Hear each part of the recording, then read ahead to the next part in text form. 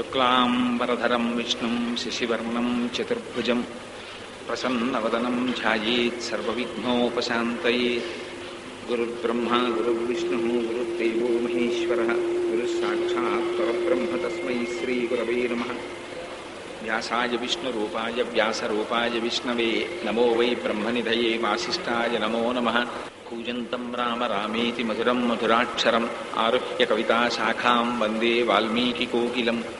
శృతిస్మృతిపురాణానాం ఆలయం కరుణాలయం నమామి భగవత్పాదం శంకరం లోకశంకరం. శంకరం శంకరాచార్యం కేశవం బాదరాయణం సూత్రభాష్యకృతౌ వందే భగవంతౌ పునః పునః. ఈశ్వరో గురురాత్మేతి మూర్తిభేద విభాగినే వ్యోమవత్యాప్తదేహాయ దక్షిణామూర్తయే నమః.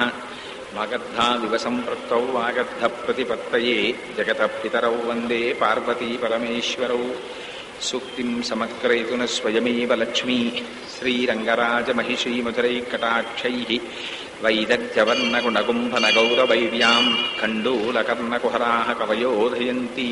మనోజవం మరుతతుల్యవేగం జితేంద్రియం బుద్ధిమతాం వరిష్టం వాతాత్మజం వరదయూధముఖ్యం శ్రీరామదూతం శిరసా నమామి. ఆపదామపహర్తారం దాతారం సర్వసంపదాం లోకాభిరామం శ్రీరామం భూయో భూయో నమామ్యహం. శ్రీరామచంద్రం శ్రుతపారిజాతం సీతాముఖాంబోరుహచించరీకః సమస్తకల్యాణగుణాభిరామः నిరంతరం మంగళమాతనోతు. మాణిక్యవీణాం ఉపలాలయంతీం మదాలసాం మంజులమగ్విలాసాం మహేంద్రనీలద్యుతికోమలాంగీం మాతంగకన్యాం మనసా స్మరామి. హరి ఓం. పరమేశ్వర స్వరూపమైన సభకి నమస్కారం. బాలాత్రిపుర సుందరి సమేత శ్రీ రామలింగేశ్వర స్వామి వారి యొక్క అనుగ్రహ కటాక్ష వీక్షణముల చేత ఈ కళ్యాణోత్సవంలో భాగంగా 4 రోజుల పాటు ప్రవచనం జరగాలి అని పెద్దలు చేసినటువంటి సంకల్పానికి పరమేశ్వరుని ఆశీస్సుతోడి ఒకరోజు సౌందర్యలహరి, 2 రోజుల పాటు శివానంద లహరి కార్యక్రమాలు పూర్తి చేసుకుని ఇవాల్టి రోజున శ్రీ అయ్యప్ప స్వామి వారి వైభవము అనేటటువంటి విషయం మీద ప్రవచనం చేయడానికి ప్రారంభం చేస్తున్నాం. ఇవాల్టితో ఇక్కడి ప్రసంగాలు ఈసారికి పూర్తవుతాయి. అయితే చాలామంది భక్తులు ఈ తర్వాత ఎక్కడ చెప్తున్నావు అని అడగడం చేత చెప్తున్నాను, కానీ ఏదో స్వోత్కర్షకి చెప్తున్నానని మాత్రం అనుకోకండి. 18వ తారీఖు శుక్రవారం నాడు శాంతినగర్ మహిళా మండలి సమావేశం హాల్లో వ్యాస భగవానుని చేత రచింపబడినటువంటి శ్రీ లలితా సహస్రనామ స్తోత్రం గురించి కొన్ని విశేషాలని వివరణ చేస్తాను. అందుచేత ఇవాల్టి రోజున శ్రీ అయ్యప్ప స్వామి వారి వైభవాన్ని గురించి 4 మాటలు చెప్పవలసింది అని పెద్దలు శాసించిన కారణం చేత ఆ విషయాన్ని ప్రస్తావన చేసే ప్రయత్నం చేస్తాను. మనకి కాకినాడ పట్టణంలో కొన్ని వేల మంది అయ్యప్ప స్వామి వారి భక్తులు ఉన్నారు. 18 మార్లు కూడా దాటిపోయి శ్రీ స్వామి దర్శనాన్ని చేసుకుని వచ్చినటువంటి ఎందరో భాగవతోత్తములు ఉన్నారు. అయ్యప్ప స్వామి వారిని ఊపిరిగా జీవించి శరీరాల్ని విడిచిపెట్టినటువంటి గురుత్తములు ఉన్నారు. బహుశः వీరందరూ చేసినటువంటి భక్తి నిష్ఠ చేత కాబోలు శబరిమలై నుంచి స్వామివారి యొక్క ప్రతిరూపం దిగొచ్చింది. వచ్చి కాకినాడ పట్టణంలో ఈ బాలాత్రిపుర సుందరి అమ్మవారి దేవాలయంలో ఈ పరమ పవిత్రమైనటువంటి సన్నిధానంలో స్వామి ఇక్కడ విరాజమానుడయ్యాడు. అటువంటి అయ్యప్ప స్వామి వారికి ఈ రోజున రజత కిరీట ధారణం జరిగింది. అంటే వెండి కిరీటాన్ని పెట్టారు. పరమ పవిత్రమైనటువంటి రోజు. స్వామి కిరీటాన్ని ధరించాడు అంటే ఎప్పుడైతే కిరీటం పెట్టుకున్నా పెట్టుకోకపోయినా ఆయన ఎప్పుడూ లోకమునకు పరిపాలకుడే. అందున ఇవాళ కిరీట ధారణ చేసి ఉన్నాడు కాబట్టి ప్రభువుగా మనని పరిపాలించడానికి సిద్ధుడై ఉంటాడు. అదిగో అటువంటి పరమ పవిత్రమైన సమయంలో ఇవాళ అయ్యప్ప స్వామి వారి వైభవం గురించి 4 మాటలు చెప్పమన్నారు. అయ్యప్ప స్వామి వారి గురించి, అయ్యప్ప స్వామి వారి కథ గురించి తెలియనటువంటి వారు ఎవరూ లేరు, అందరికీ తెలుసు.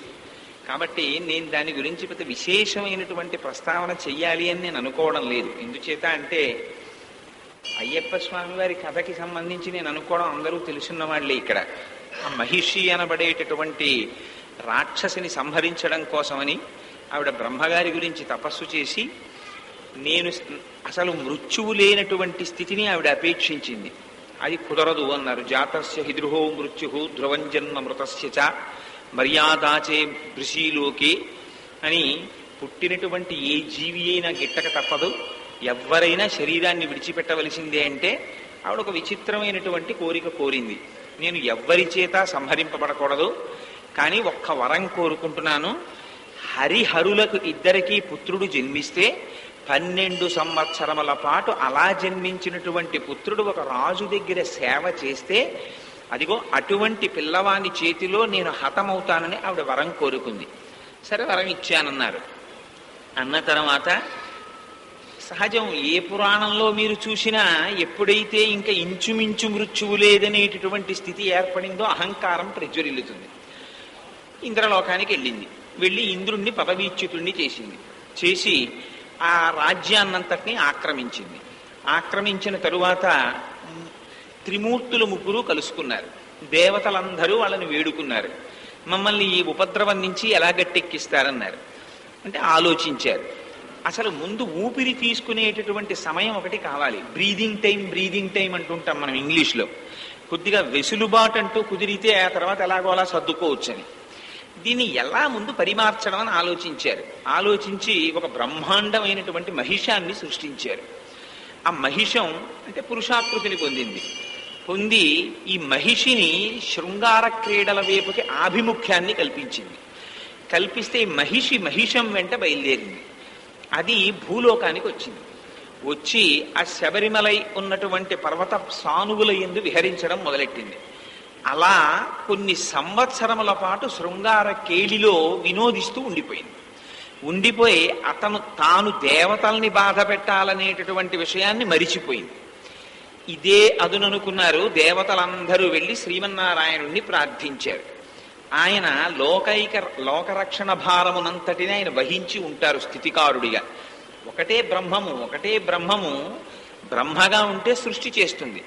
శ్రీ మహావిష్ణువుగా స్థితికారుడై ఉంటాడు. ఆయనే పరమశివుడిగా సర్వకాలముల యందు శుభం చేస్తాడు. ఆయనే రుద్రుడిగా లయకారకుడై ఉంటాడు.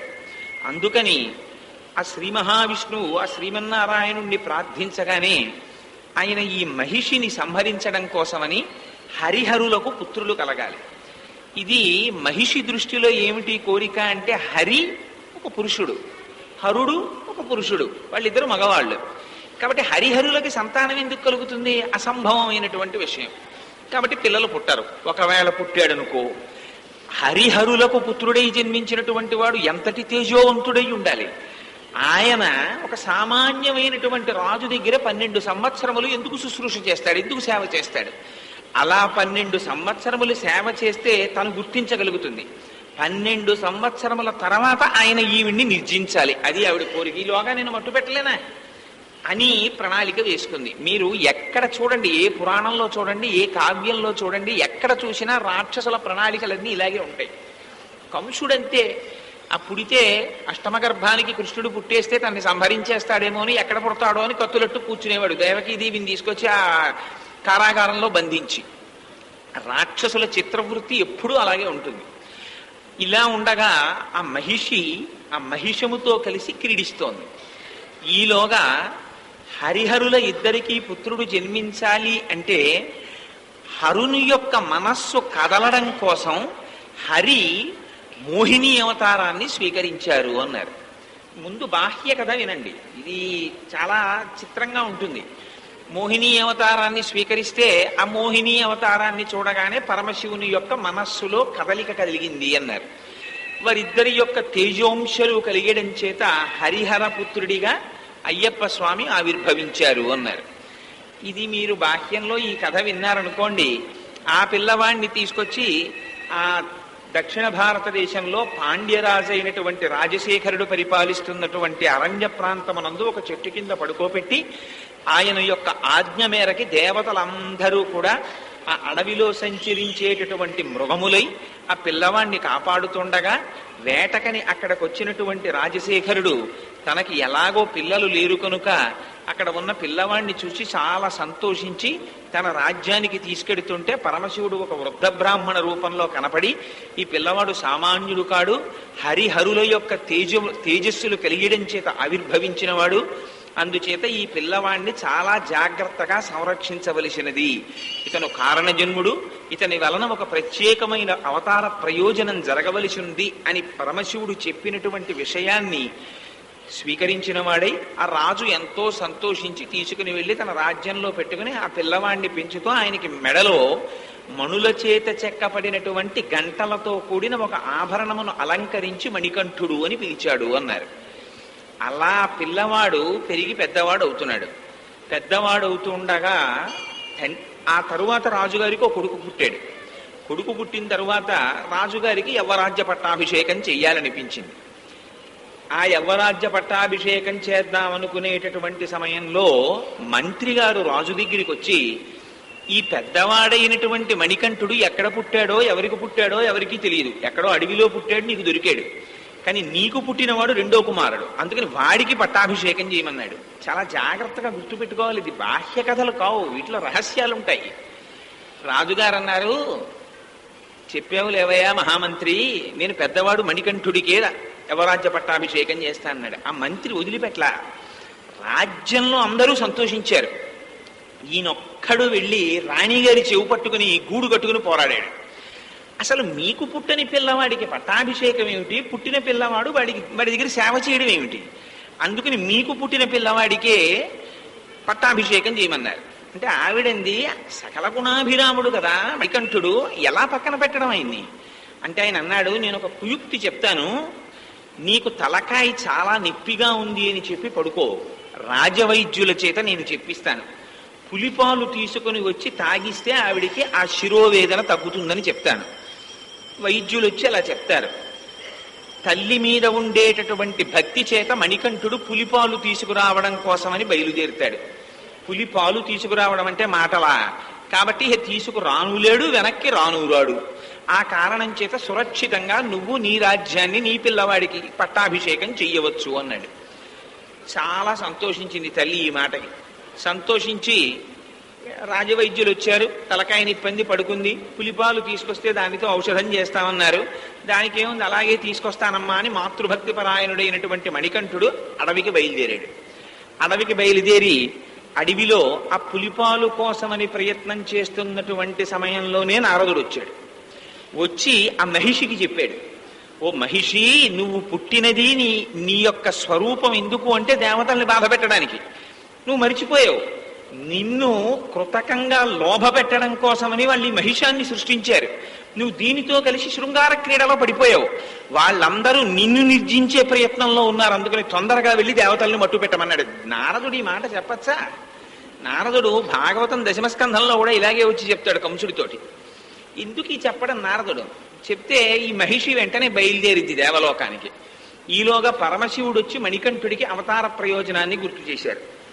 సరే అలాగే మట్టు పెడతానన్నాడు. రాజశేఖరుని యొక్క సైన్యంతో, దేవతల సైన్యంతో, ప్రమదగణాలతోటి ఆ మహిషిని ఎదుర్కొన్నాడు. బ్రహ్మాండమైన పోరాటం జరిగింది. ఆఖరికి మహిషి సంహరింపబడింది. ఆ సంహరింపబడినటువంటి మహిషిలోంచి అంతక పూర్వజన్మలో ఆవిడ లీలాకుమారి అనేటటువంటి పేరు కలిగినటువంటి ఒక మహాపతివ్రత కనుక అందులోంచి తన నిజస్వరూపాన్ని పొంది నాకు నా స్వస్థితిని కల్పించావు కనుక నువ్వు నన్ను భార్యగా స్వీకరించవలసింది అని అడిగింది ఆయన.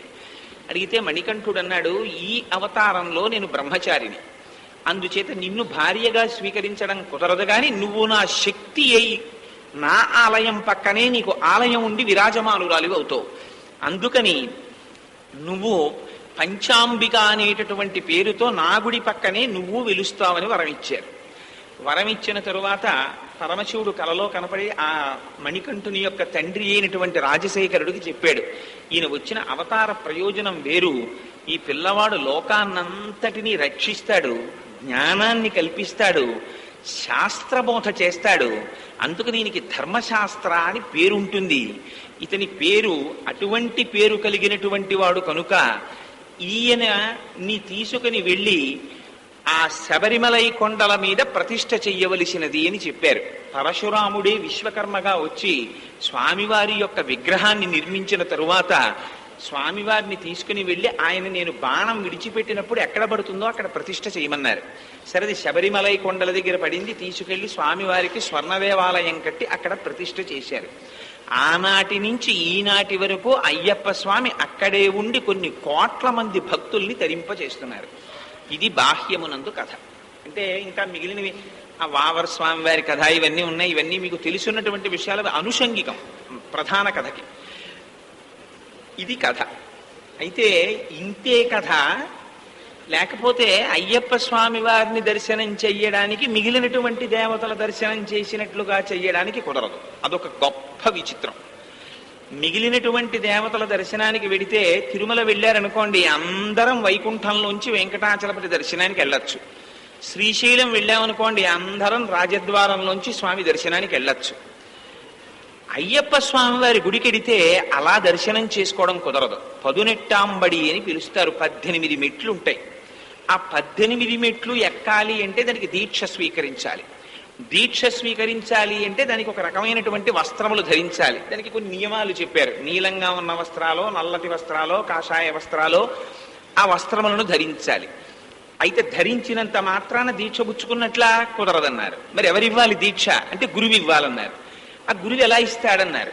దానికి దీక్షా స్వీకారం చేయించే ముందు మెడలో రుద్రాక్షమాల కాని తామర పూసలమాల కాని రెండింటిని కాని మెడలో వేసి 41 రోజులు మండల దీక్ష ఎవరు చేస్తారో వారు మాత్రమే 18 మెట్ల మించి ఎక్కి అయ్యప్ప స్వామి వారి దర్శనం చెయ్యడానికి నోచుకుంటారు. ఈ 41 రోజుల దీక్ష పూర్తయిన తరువాత మళ్ళీ గురుస్వామి ఇరుముడి కడతారు. ఆ ఇరుముడి కట్టి శిరస్సున ఉంచుతారు. ఆ శిరస్సును ఉంచినటువంటి ఇరుముడిని పట్టుకుని ఈ భక్తులు అయ్యప్ప స్వామి వారి దర్శనం చేస్తారు. ఈ 41 రోజులు కూడా అత్యంత దీక్షతో చాలా నియమాలతో ఈ వ్రతాన్ని చేస్తారు. ఇది ప్రధానమైనటువంటి వృత్తాంతం అయ్యప్ప స్వామి వారి చరిత్రకి సంబంధించి. యథార్థంగా బాహ్య కథ అయితే అంతే ఉపన్యాసం. కానీ ఇంతే అయితే అందులో ఆశ్చర్యం ఏముంది? కానీ ఇందులో చాలా రహస్యాలు ఇమిడి ఉన్నాయి. ఏమిటా రహస్యం అంటే, అయ్యప్ప స్వామి వారు వచ్చినటువంటి ప్రధానమైనటువంటి కార్యం ఒకటి కాదు, 2. మహిషిని సంహరించడమే. అయితే మహిషిని సంహరించగానే అవతార పరిసమాప్తి అయిపోతుంది. కానీ మహిషిని సంహరించిన తరువాత తన విగ్రహం ఎలా ఉండాలో, తాను ఎలా కూర్చుంటారో అన్ని తండ్రి గారికి అయ్యప్ప స్వామి వారు చెప్పారు. నేను యోగ పట్టవం కట్టుకుని ఉంటాను. ఆ యోగ పట్టవం కట్టుకుని, అందుకే మీరు ఆయన దర్శనం చేసినప్పుడు కనపడుతుంది ఇలా కాళ్ళు పైకెత్తి, దాన్ని భక్తి యోగంతో కూడినటువంటి కర్మానుష్ఠానము అంటారు. అలా కూర్చున్నటువంటి స్థితికి బ్రహ్మచారికి దానికి యోగ పట్టవం కట్టుకుంటారు. కట్టుకుని ఒక చేతితో ఇలా చిన్ముద్ర పడతారు, ఒక చేతితో చాలా సోయగంగా వామహస్తంతో ఇలా పాదాలు చూపిస్తూ ఉంటారు. ఇలా చూపిస్తూ ఉండేటటువంటి ముద్రకి అయ్యప్ప స్వామి వారిది ఒక చేతిలో చిన్ముద్ర అంటారు, ఒక చేతితో ఆ పాదములను చూపించేటటువంటి భక్తిని దర్శింపచేయగలిగినటువంటి ముద్ర అని పేరు. అటువంటి స్వరూపంతో ఆయన కూర్చున్నారు. మళ్ళీ కూర్చోవడంలో కూడా 41 రోజులు మండల దీక్ష చేసినటువంటి వారు మాత్రమే దర్శనానికి అర్హులు. ప్రత్యేకించి స్త్రీలు ఒక ప్రాయములో ఉన్నటువంటి వారు 41 రోజుల దీక్ష స్వీకరించి వెళ్ళడానికి అనర్హులు. దానికి చాలా మందికి తెలుసు కాబట్టి నేను సభాముఖంగా చెప్పక్కర్లేదు. కొన్ని ప్రకృతి సంబంధంగా, శరీర సంబంధంగా వచ్చేటటువంటి దోషములు ఉన్నటువంటి వారు వెళ్ళడానికి అనర్హులు.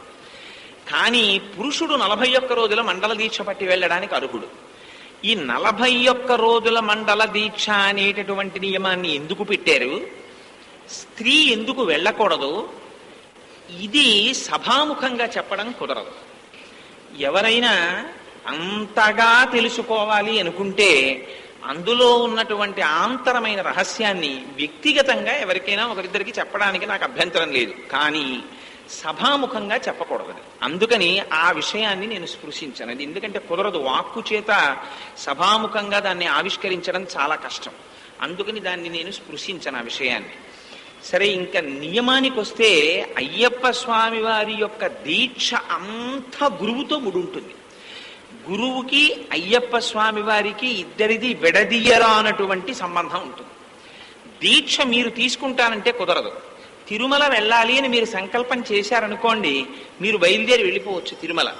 శ్రీశైలం వెళ్ళాలి అని మీరు సంకల్పం చేశారనుకోండి, మీరు శ్రీశైలం బయలుదేరి వెళ్ళవచ్చు. వారణాసి వెడతాను అనుకుంటే వారణాసి వెళ్ళవచ్చు. కానీ అయ్యప్ప స్వామి వారి దర్శనానికి మాత్రం నేను వెళ్ళిపోతాను అని చెప్పి గురువు ఇవ్వని దీక్ష మీ అంత మీరుగా పొంది వెళ్ళడానికి వీల్లేదు. మొదట గురువు ఉండాలి. గురువు ఉంటేనే మీరు దీక్షని స్వీకరించగలరు. గురువు ఇవ్వని దీక్ష చల్లదు. ఇదొక గమ్మత్తు. అయ్యప్ప స్వామి వారి అవతార ప్రయోజనంలో మహిషిని సంహరించడము అంటారు. మహిషి అంటే ఏమిటో కాదు. మహిషి అంటే అపారమైనటువంటి దుర్గుణములకు, అపారమైనటువంటి కామ క్రోధ లోభాలకి, వీటన్నింటికీ ప్రతీకగా మహిషిని చూపిస్తారు. మహిషాసురుడు అంటే ఏమిటి? దేవీ భాగవతం అంతా మహిషాసురుడి కథ ప్రధానంగా చెప్పబడుతుంది. అందులో దుర్గాదేవి మహిషాసురుణ్ణి సంహరిస్తుంది. ఆ మహిషాసురుని యొక్క తోబుట్టువే ఈ మహిషి. రంభకరంభులకి జన్మించారు వీళ్ళిద్దరు. ఆ మహిషి ఇది కూడా మహిషాసురుని యొక్క ప్రవృత్తి ఎలా ఉంటుందో మహిషి ప్రవృత్తి అలాగే ఉంటుంది. దానికి వావి వరసలు కానీ వేరొకటి కానీ దానికి అవసరం ఉండదు. దానికి ఎంతసేపు కామోపభోగమే కావాలి. పశు ప్రవృత్తితో ఉంటుంది. అందుకే ఇప్పటికీ మనకి సాధారణంగా చాలా పశుప్రాయంగా ఉండేటటువంటి వాడిని చూస్తే ఒక మాట వాడతారు, ఏమిరా నువ్వేం మనిషివా దున్నపోతువా అంటారు. అందుకని అది మహిషి ప్రవృత్తి. దానికి ఎంతసేపు రెండే లక్షణాలు. ఇది ఎక్కడో ఉండదండి ఈ మహిషి. నిజానికి అక్కడ ఉండడం కాదు, మహిషి ఇక్కడ ఉంటుంది. తనే బ్రతికుండాలి. ఇంకా యువతలవాడు ఏమైపోయినా పర్వాలేదు. అది ఎక్కడ నుంచి ఎక్కడ వరకు ఉంటుందంటే ఆ ప్రవృత్తి, వీడు రైలు ఎక్కినా బస్సు ఎక్కినా ఇక్కడ బ్యాగ్ కట్టుకుని ఇంత సీటు మాత్రమే పక్కవాడికి ఇస్తాడు. ఈ బ్యాగ్ కూడా తీడు. పక్కవాడు బాధపడుతుంటే వీడికి సంతోషం. ఎందుకు ఆ సంతోషం అంటే దానికి అర్థం ఉండదు. అనవసరంగా ఓ బ్యాగ్ కట్టేసి ఇంకోటి ఎక్కి కూర్చోకుండా చూసుకుంటూ ఉంటాడు.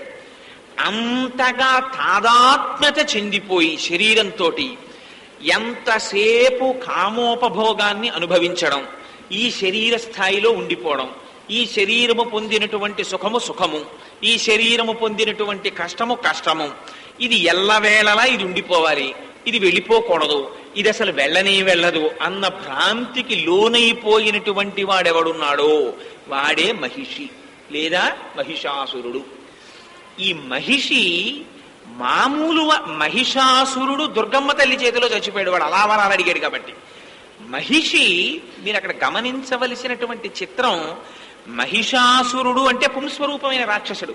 వాడు స్త్రీ స్వరూపమైన దేవత చేతిలో చచ్చిపోయాడు. మహిషి స్త్రీ స్వరూపమైనటువంటి రాక్షసి. ఆవిడ పుంస్వరూపమైనటువంటి అయ్యప్ప స్వామి వారి చేతిలో చచ్చిపోయింది. ఏ పుంస్వరూపం చేతిలో స్త్రీ స్వరూపం చేతిలో మరణించకూడదా? అంటే వాడికి మహిషాసురుడికి చిట్ట చివరి నిమిషం వరకు వచ్చినటువంటిది సాక్షాత్ జగజ్జనిరా అమ్మవార్రా అని ఎంత చెప్పినా, ఎంతమంది చచ్చిపోయినా వాడికి ఒకటే కోరిక, ఇంకా అమ్మవారిని వివాహం చేసుకుందామని. అంటే అమ్మవారిని వివాహం చేసుకుందామన్న కోరిక అంటే దాని అర్థం వాడు జగత్తులో కనపడేటటువంటి ఏ స్త్రీలోనూ కూడా అమ్మవారి యొక్క స్వరూపాన్ని చూడగలిగినటువంటి జ్ఞానం ఉన్నవాడు కాడు. వాడి కంట ఎవరైనా స్త్రీ పడిందా తాను అనుభవించాలనేటటువంటి కామోపభోగ ప్రచోదనం తప్ప వాడికి వేరొక ప్రయత్నం ఉండదు.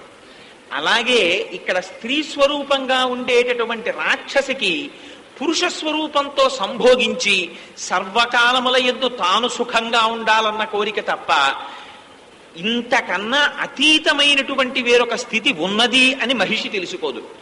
ఇక్కడ జెండర్స్ మారాయి, స్త్రీతత్వం మారింది, పురుషతత్వం మారింది, ఉపాధి మారిందంతే. కానీ రెండింటిలో ఉన్నటువంటి కోరిక మాత్రం ఒకటే. ఈవిడ దృష్టిలో పురుషుడు చులకన, ఆయన దృష్టిలో స్త్రీ చులకన. ఏ స్వరూపంగా మీరు బ్రహ్మను చులకన చేశారో ఆ స్వరూపముగా బ్రహ్మము సంహరిస్తుంది. ఇంతే అయ్యప్ప స్వామి వారి జీవితంలో రహస్యం. మీకు లక్ష్మీదే ఉంది, సరస్వతీదే ఉంది, ఏదో బాలా త్రిపుర సుందరి అమ్మవారు ఉన్నారు, పరమశివుడు ఉన్నాడు, శ్రీ మహావిష్ణువు ఉన్నారు. ఇవన్నీ ఏమిటో తెలుసా అండి? ఒక్క సూర్యుని యొక్క కిరణములు అనేక మంచు బిందువుల్లో పడ్డాయనుకోండి, ఇన్ని కోట్ల మంచు బిందువులు ముత్యాల్లా మెరుస్తాయి. కానీ పడినటువంటి సూర్యకిరణాలు మాత్రం ఒక్కటే, ఒక సూర్యుడిలోంచి వచ్చిన కిరణాలే. ఒక బ్రహ్మమే లక్ష్మీతత్వముగా ధనశక్తిలోకి ప్రవేశిస్తే లక్ష్మి అవుతుంది. అదే బ్రహ్మము విద్యాశక్తిలోకి ప్రవేశిస్తే సరస్వతి అవుతుంది. అదే బ్రహ్మము మంగళము చేయగలిగిన శక్తిలోకి ప్రవేశిస్తే పరమశివుడు అవుతుంది. అదే బ్రహ్మము సృష్టిని చేస్తే బ్రహ్మ అవుతాడు. అదే బ్రహ్మము స్థితికారుడై రక్షణ చేస్తే శ్రీ మహావిష్ణువు అవుతాడు.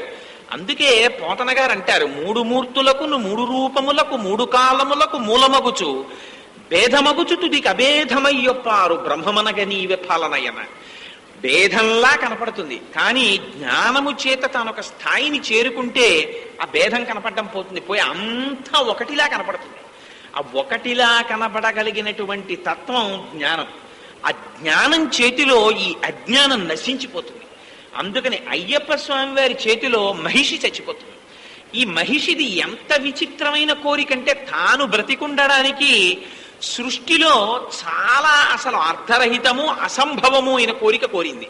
అంటే ఇది ఉండిపోతుంది కాబట్టి. ఏమిటి, హరిహరులకి బిడ్డడు పుడితే ఏమిటి ఆవిడ దృష్టిలో, హరిహరులకి ఎందుకు బిడ్డడు పుట్టకూడదు? హరి పురుషుడు, హరుడు పురుషుడు. పురుషుడైన హరికి బిడ్డలు ఎలా పుట్టరు కాబట్టి వాళ్ళిద్దరికి పిల్లాడు పుడితే నేను చచ్చిపోతానని. ఇది ఈ పరమేశ్వరుడి పట్ల ఈ భావన ఉందే, ఇది కూడా అజ్ఞానమే. భగవంతుడంటే స్త్రీ స్వరూపం అని కొంతమందికి నమ్మకం, భగవంతుడంటే పురుష స్వరూపం ఇది కొంతమందికి నమ్మకం. మేము అమ్మవారినే ఆరాధిస్తామండి, అయ్యవారి జోలికి వెళ్ళాం కొందరి ప్రయత్నం. మేము అయ్యవారి పూజలే చేస్తాం, అమ్మవారి పూజ చెయ్యం కొందరి సిద్ధాంతం. నేను చూశాను ఇలాంటి వాళ్ళని కొందరిని. వాడు అభిషేకం వరకు కూర్చుంటాడు, కుంకుమార్చనకి లేచిపోతుంటారు కొంతమంది. ఒకసారి ఒకరిని అడిగా నేను, ఏమండి ఏమి కుంకుమార్చన చెయ్యరా మీరు అంటే ఆయన అన్నారు, కుంకుమార్చన మాకెందుకండి, మేము మగవాళ్ళం, మేము శివుడికి అభిషేకం చేస్తాం, అమ్మవారి కుంకుమార్చన మాకేం సంబంధం, మా ఆవిడ చేసుకుంటుంది. అదొక విచిత్రమైన సిద్ధాంతం. అసలు జ్ఞానానికి ఏమిటంటే, భగవంతుడు అన్నవాడు స్త్రీ పురుష నపుంసకమూర్తియును కాక, తిర్యక అమర నరాది మూర్తియును కాక, కర్మ గుణ భేద సదసత్ప్రకాశి కాక, వెనుకనన్యుతానగు విభుతలంతు. అసలు పరమేశ్వరుడంటే స్ఫురత్ అంతే చెప్పిందంటే శాస్త్రం. స్ఫురత్ భాష, కాంతి, జ్ఞానము, ఈ రెండే భగవంతుడంటే. అందుకే మీకు అయ్యప్ప స్వామి వారి యొక్క జన్మదినోత్సవం మకర సంక్రమణ నాడు జ్యోతిస్వరూపంగా ఉంటుంది. భగవంతుడికి ఎప్పుడు ఒక నపుంసక నామం ఉంటుంది. మీరు చూడండి, అది స్త్రీనామం కాదు, పురుషనామం కాదు. మీరు లలితా సహస్రనామ స్తోత్రం చదివారనుకోండి, మీరు ఏమనుకుని మొదలు పెడతారు? లలితా సహస్రనామాలంటే మేము అమ్మవారిని చదువుతున్నాం అంటారు. అందులో గురుమూర్తి అని ఒక నామం ఉంది, అది పురుషనామమా కాదా? అది పురుష స్వరూపమైన నామం. పరంజ్యోతి అని ఒక నామం ఉంది, అది నపుంసక నామం, అది స్త్రీ కాదు, పురుషుడు కాదు. మరి లలితానామాల్లోకి ఈ నామాలు ఎలా వచ్చాయి? మీరు లక్ష్మీ అష్టోత్తరం తీయండి, నవదుర్గాం మహాకాళీం బ్రహ్మ విష్ణు శివాత్మికాం. నవదుర్గా మహాకాళి ఎవరి పేర్లు? పార్వతీదేవి పేర్లు. ఈ పేర్లు లక్ష్మీ అష్టోత్తరంలోకి ఎలా వెళ్ళాయి? మీరు విష్ణు సహస్రనామం తీశారనుకోండి, శివ అని వస్తుంది అందులో. మరి విష్ణు సహస్రనామ స్తోత్రంలోకి శివనామాలు ఎలా వచ్చాయి? శివ సహస్రనామం తీశారనుకోండి, శివో మహేశ్వర శంభో పినాకి శశిశేఖర వామదేవో విరూపాక్షక్కపద్ది నీలలోహిత శంకర శూలపాణి చక్కట్వాంగి విష్ణువల్లభ అని వస్తుంది, విష్ణువల్లభుడు అని వస్తుంది. మరి అదేమిటి? శివ సహస్రనామంలో మళ్ళీ విష్ణు సంబంధం ఏమిటి? అందుకని అసలు ఏది కూడా మీరు ఏమనుకుంటున్నారో అది అందులో ఉండదు, ఇంకొకటి వచ్చేస్తుంటుంది అందులోకి. ఏమిటి రావడం అంటే, అందులో అసలు రహస్యం అంతా అక్కడ ఉంది. మీరు ఏదని ఉపాసన చేస్తున్నారో ఆ స్థాయి నుంచి మీరు పైకెక్కడానికి మీకు ఆ స్వరూపం ఎదురుగుండాలి. మీకు ఇంకా తేలిగ్గా చెప్పాలి అంటే, మీరు ఒక గోడ దూకాలి, ఒక కర్ర ఇచ్చారు మీకు, అబ్బాయి గోడ దూకు అన్నారు. పరిగెత్తి పరిగెత్తి పరిగెత్తి పరిగెత్తి పరిగెత్తి వస్తారు, ఆ కర్రని భూమికి తాటిస్తారు, మీ శరీరాన్ని పైకి లేపుతారు. లేపి గోడ మీదకి వెళ్ళి ఇంకా గోడ మించి అవతల వైపుకి దూకేస్తున్నప్పుడు ఈ కర్రను వదిలేస్తారు, అడ్డుపడిపోతారు. అంతేకాని గోడ మీదకి వెళ్ళాక కూడా, అయ్యో కర్రా నన్ను ఇంత దూరం తెచ్చి పైకెత్తావు, గోడ దూకడానికి నాకు ఉపయోగపడ్డావు, నువ్వు నాతో రా అని ఆ కర్రను తీసుకొచ్చే ప్రయత్నం చేశాడు అనుకోండి, వీడి కింద పడిపోతాడు వెనక్కి. ఎంతసేపు మూర్తి యొక్క ఆరాధన చేస్తారు మీరు? ఒక స్వరూపానికి ఆరాధన ఆ జ్ఞానాన్ని పొందేవరికే. అందుకే పూజకి పూర్ణత్వం ఎక్కడ అంటే మంత్రపుష్పంతో అయిపోతుంది. మీరు ఏ పూజ చెయ్యండి, మంత్రపుష్పం చెప్పి వదిలేస్తారు పూజని. ఎందుకు మంత్రపుష్పం చెప్పి పూజ చేయడం? ఎదురుగుండా ఇక్కడ ఒక స్వామిని పెట్టి పూజ మొదలెట్టి మంత్రపుష్పంలో ఏం చెప్తారు? నాభ్యాము పరితిష్టతి. బొడ్డులో చిటికిన వేలు పెట్టుకుని పైకి బొటన వేలు పెడితే ఈ బొటన వేలు తగులుచున్న చోట ఒక వడ్డు గింజ పట్టుకుని ఇలా ముళ్ళుతో గీరితే గీసుకునేటటువంటి చిన్న ములుకు ఏదుంటుందో అటువంటి నీవారస్సూకవత్తన్వి పీతాభాస్వత్యనూపమా. అటువంటి చిన్న బిందువు ఒకటి ఉంది. ఆ బిందువు మధ్యలో ఒక చిన్న అగ్నిహోత్రపు వెలుగు ఒకటి వెలుగుతోంది. తస్య మధ్యే వహ్నిశిఖానియోత్వా వ్యవస్థిత. ఆ వెలుగుతున్నటువంటి చిన్న కాంతిపుంజం ఉందే, ఏమిటి వడ్డు పెట్టి గీరుకుంటే గీరుకునేటటువంటి మునక మధ్యలో ఉన్నటువంటి చిన్న కాంతిపుంజం, అది ప్రకాశం. దాని వెలుతురు పైకి కిందకి పక్కలకి కొట్టి ఎప్పుడు మీలో ఉష్ణోగ్రతని 98.4 డిగ్రీలుంచి బ్రతికున్నాడు అనిపించినటువంటి శివం అది. దాన్ని మీరు ఏ పేరు పెట్టి పిలవండి, దానికి ఏం బాధ లేదు. మీరు ఏ పేరు పెట్టైనా పిలుచుకోండి, అది పలుకుతుంది. అసలు దానికి అసలు రూపం లేదు. మరి ఎందుకు పొందింది రూపం? గీతలో స్వామి చెప్పేశాడు, పరిత్రాణాయ సాధూనాం వినాశాయ చ దుష్కృతాం ధర్మ సంస్థాపనార్థాయ సంభవామి యుగే యుగే. నిన్ను ఇలా చూడాలని నేను అనుకుంటున్నాను అన్నాడు. వాడికి ఒక ప్రీతి ఉంది. ఈ స్వరూపంతో వాడికి ఆరాధన చేయడం తేలిక. అమ్మా నువ్వు ఇలా కనపడు అన్నాడు. ఇలా కనపడు అంటే ఆవిడ వెంటనే సింధూరారుణ విగ్రహం త్రినయనాం మాణిక్య మౌళిస్ఫురత్ తారానాయక శేఖరాం స్మితముఖీం అపీనవక్షోరుహాం కనపడింది. కాదు కాదు, నువ్వు నాకు చక్కగా పీతాంబరం కట్టుకుని చతుర్భుజాలతో కనపడన్నారు. సశంఖ చక్రం సకిరీట కుండలం సపీత వస్త్రం సరసీరుహేక్షణం సహారవక్షస్థలశోభికౌస్తువం నమామి విష్ణుం శిరసా చతుర్భుజం కనబడ్డాడు. అలా కాదు స్వామి, నాకు పరమశివమూర్తిగా కనపడు అన్నారు. చంద్రోద్భాసిత శేఖరే స్మరహరే గంగాధరే శంకరే సర్పైర్భూషిత కంఠకర్ణ వివరే నేత్రోద్ధ వైశ్వానరే అలా కనబడ్డాడు. మీరు ఏ రూపంలో అడిగితే ఆ రూపంలో ఆయన కనబడ్డాడు. పరమేశ్వరుడు అనేటటువంటి వాడు బంగారం లాంటి వాడు. ఆ బంగారాన్ని పట్టుకెళ్ళి చెవికి రింగులు చేయండి అన్నా చేసేస్తారు, గాజులు చేసేయండి అన్నా చేసేస్తారు, నెక్లెస్ చేసేయండి అన్నా చేసేస్తారు. చివిరింగులే కదా అని మీరేం వీధిలో గోడ మీద పెట్టేయరు. అందులో ఉన్న బంగారాన్ని చూస్తారు, అందుకుని తీసుకెళ్లి బీరువాలో పెడతారు. గొలుసైనా అంతే, గాజైనా అంతే. ఏదైనా బంగారమే రూపాన్ని పొందింది. అసలు బంగారము లేని గాజు, బంగారము లేని గొలుసు, బంగారము లేని చివిరింగు చూపించండి.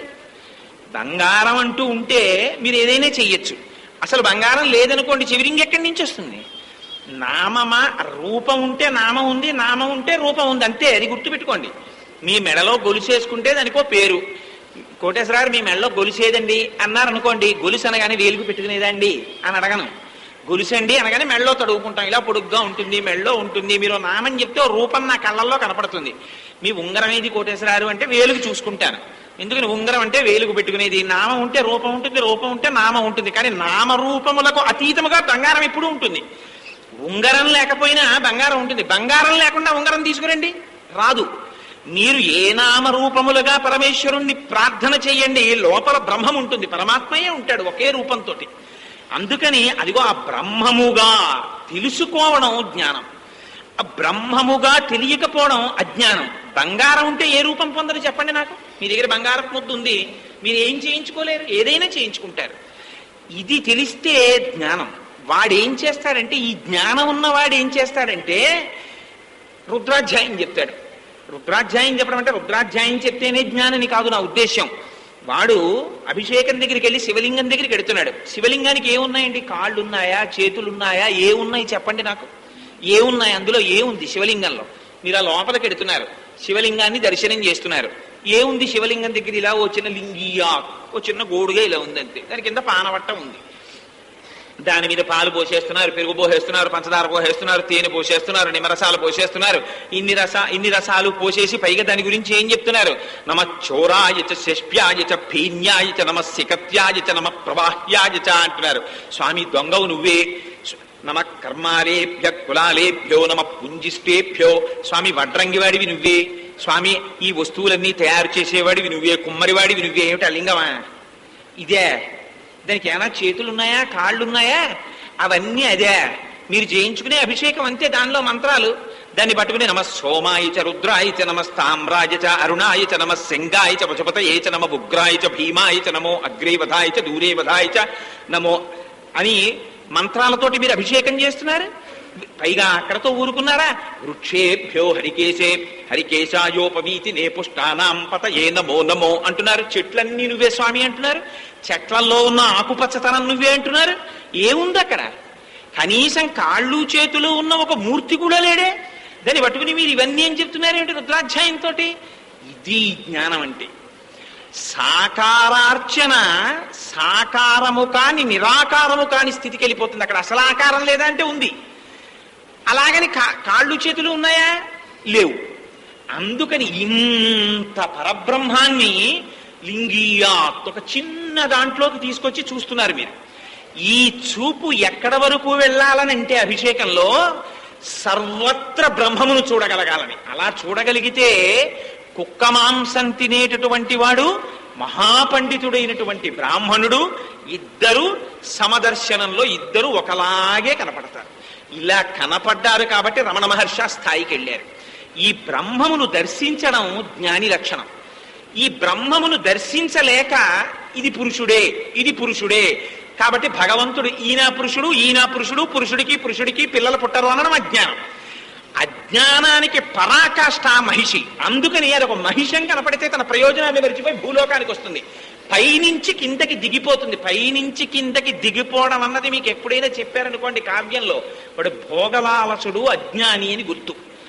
మీరు అందుకే చూడండి రామాయణంలో రావణాసురుడు పుష్పక విమానాన్ని కైలాస పర్వతం దగ్గర నుంచి లంకకి తీసుకొస్తాడు. కిందకి ఉత్తరంలో ఉంటాయి హిమాలయ పర్వతాల్లో కుబేరుడు ఉంటాడు. అక్కడి నుంచి లంక కంటే ఈ కిందకి తీసుకొచ్చేస్తాడు వాడు. అదే రామచంద్రమూర్తి ఎక్కుతారు పుష్పక విమానాన్ని. ఎక్కితే కింద నుంచి పైకి తీసుకెడతారు.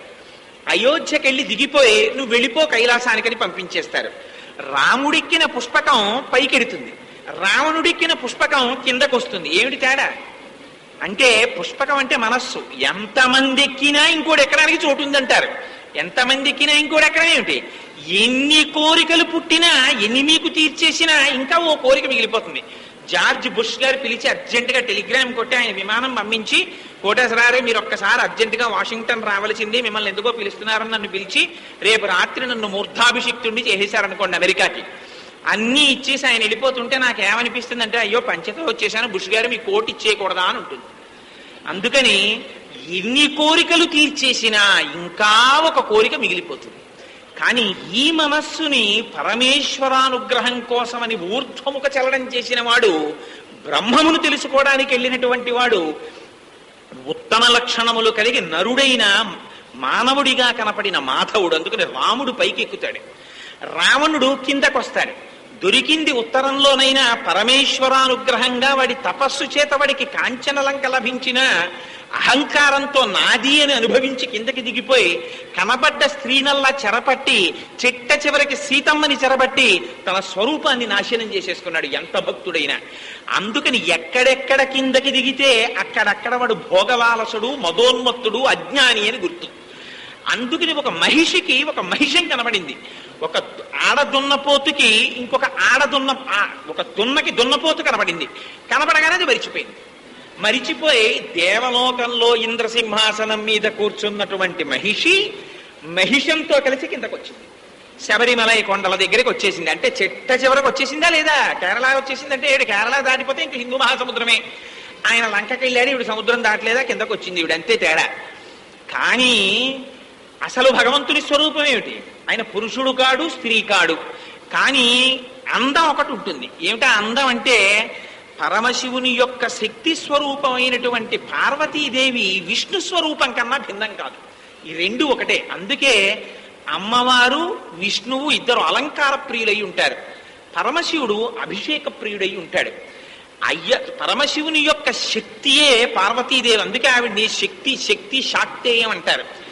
శక్తి లేనివాడు పరిపాలన చేయడానికి పనికిరాడు. నన్ను ఒక ఆఫీసర్కి మేనేజర్గా వేసి కోటేశ్వరారు మీరు రూపాయి జీతం కోయడానికి వీల్లేదు, పక్క ఆఫీస్కి ట్రాన్స్ఫర్ చేయడానికి వీల్లేదు, ఒకటికి సీఎల్ ఇవ్వడానికి వీల్లేదు అన్నారనుకోండి, ఎందుకు పనికొస్తుంది నా మొహం ఆ పోస్టు? నాకు ఎందుకు పనికిరారు, ఎవడూ లెక్క పెట్టండి నన్ను. అదే నాకు కోపం వస్తే ఇక్కడి నుంచి తీసుకెళ్ళి ఇంకో చోటకి ట్రాన్స్ఫర్ చేసేసే శక్తి నాకు ఇచ్చారనుకోండి, నన్ను చూసి భయపడతారమ్మా ఆయన కోపం వస్తే ట్రాన్స్ఫర్ చేస్తాడరా అంటారు. అందుకని శక్తి అంతర్లీనమై ఉంటుంది. అందుకని విష్ణువు ఎప్పుడు శక్తిని పొంది ఉంటాడు. ఆ శక్తి స్వరూపమే పురుష స్వరూపంగా వస్తే విష్ణు స్వరూపం అవుతుంది. అందుకే శంకర భగవత్పాదులు శివానంద లహరిలో బాణత్వం వృషభత్వమర్ధవపుషా భార్యాత్వమార్యాపతే గోణిత్వం సకిత మృదంగ వహతా చేత్యాది రూపం తథౌ తత్పాదే నయనార్పణంచ కృతవాన్ తద్దేహ భాగో హరి పూజ్యాత్ పూజ్యతరస్య ఏవ హిమచేత్కోవా తదన్యోధికః అంటారు. అందుకని ఇది తెలుసుకోలేనటువంటి అజ్ఞాన స్వరూపమై తన శరీరం మాత్రమే బ్రతికుండాలన్న కోరికతో సర్వకాలముల యందు కామములో మగ్గిపోయేటటువంటి పశుస్వరూపమునకు రాక్షస స్వరూపం అని పేరు. అది మహిషి. అందుకని అది కిందకు వచ్చింది మహిషాన్ని చూస్తే. కానీ అది ఏమనుకుంది?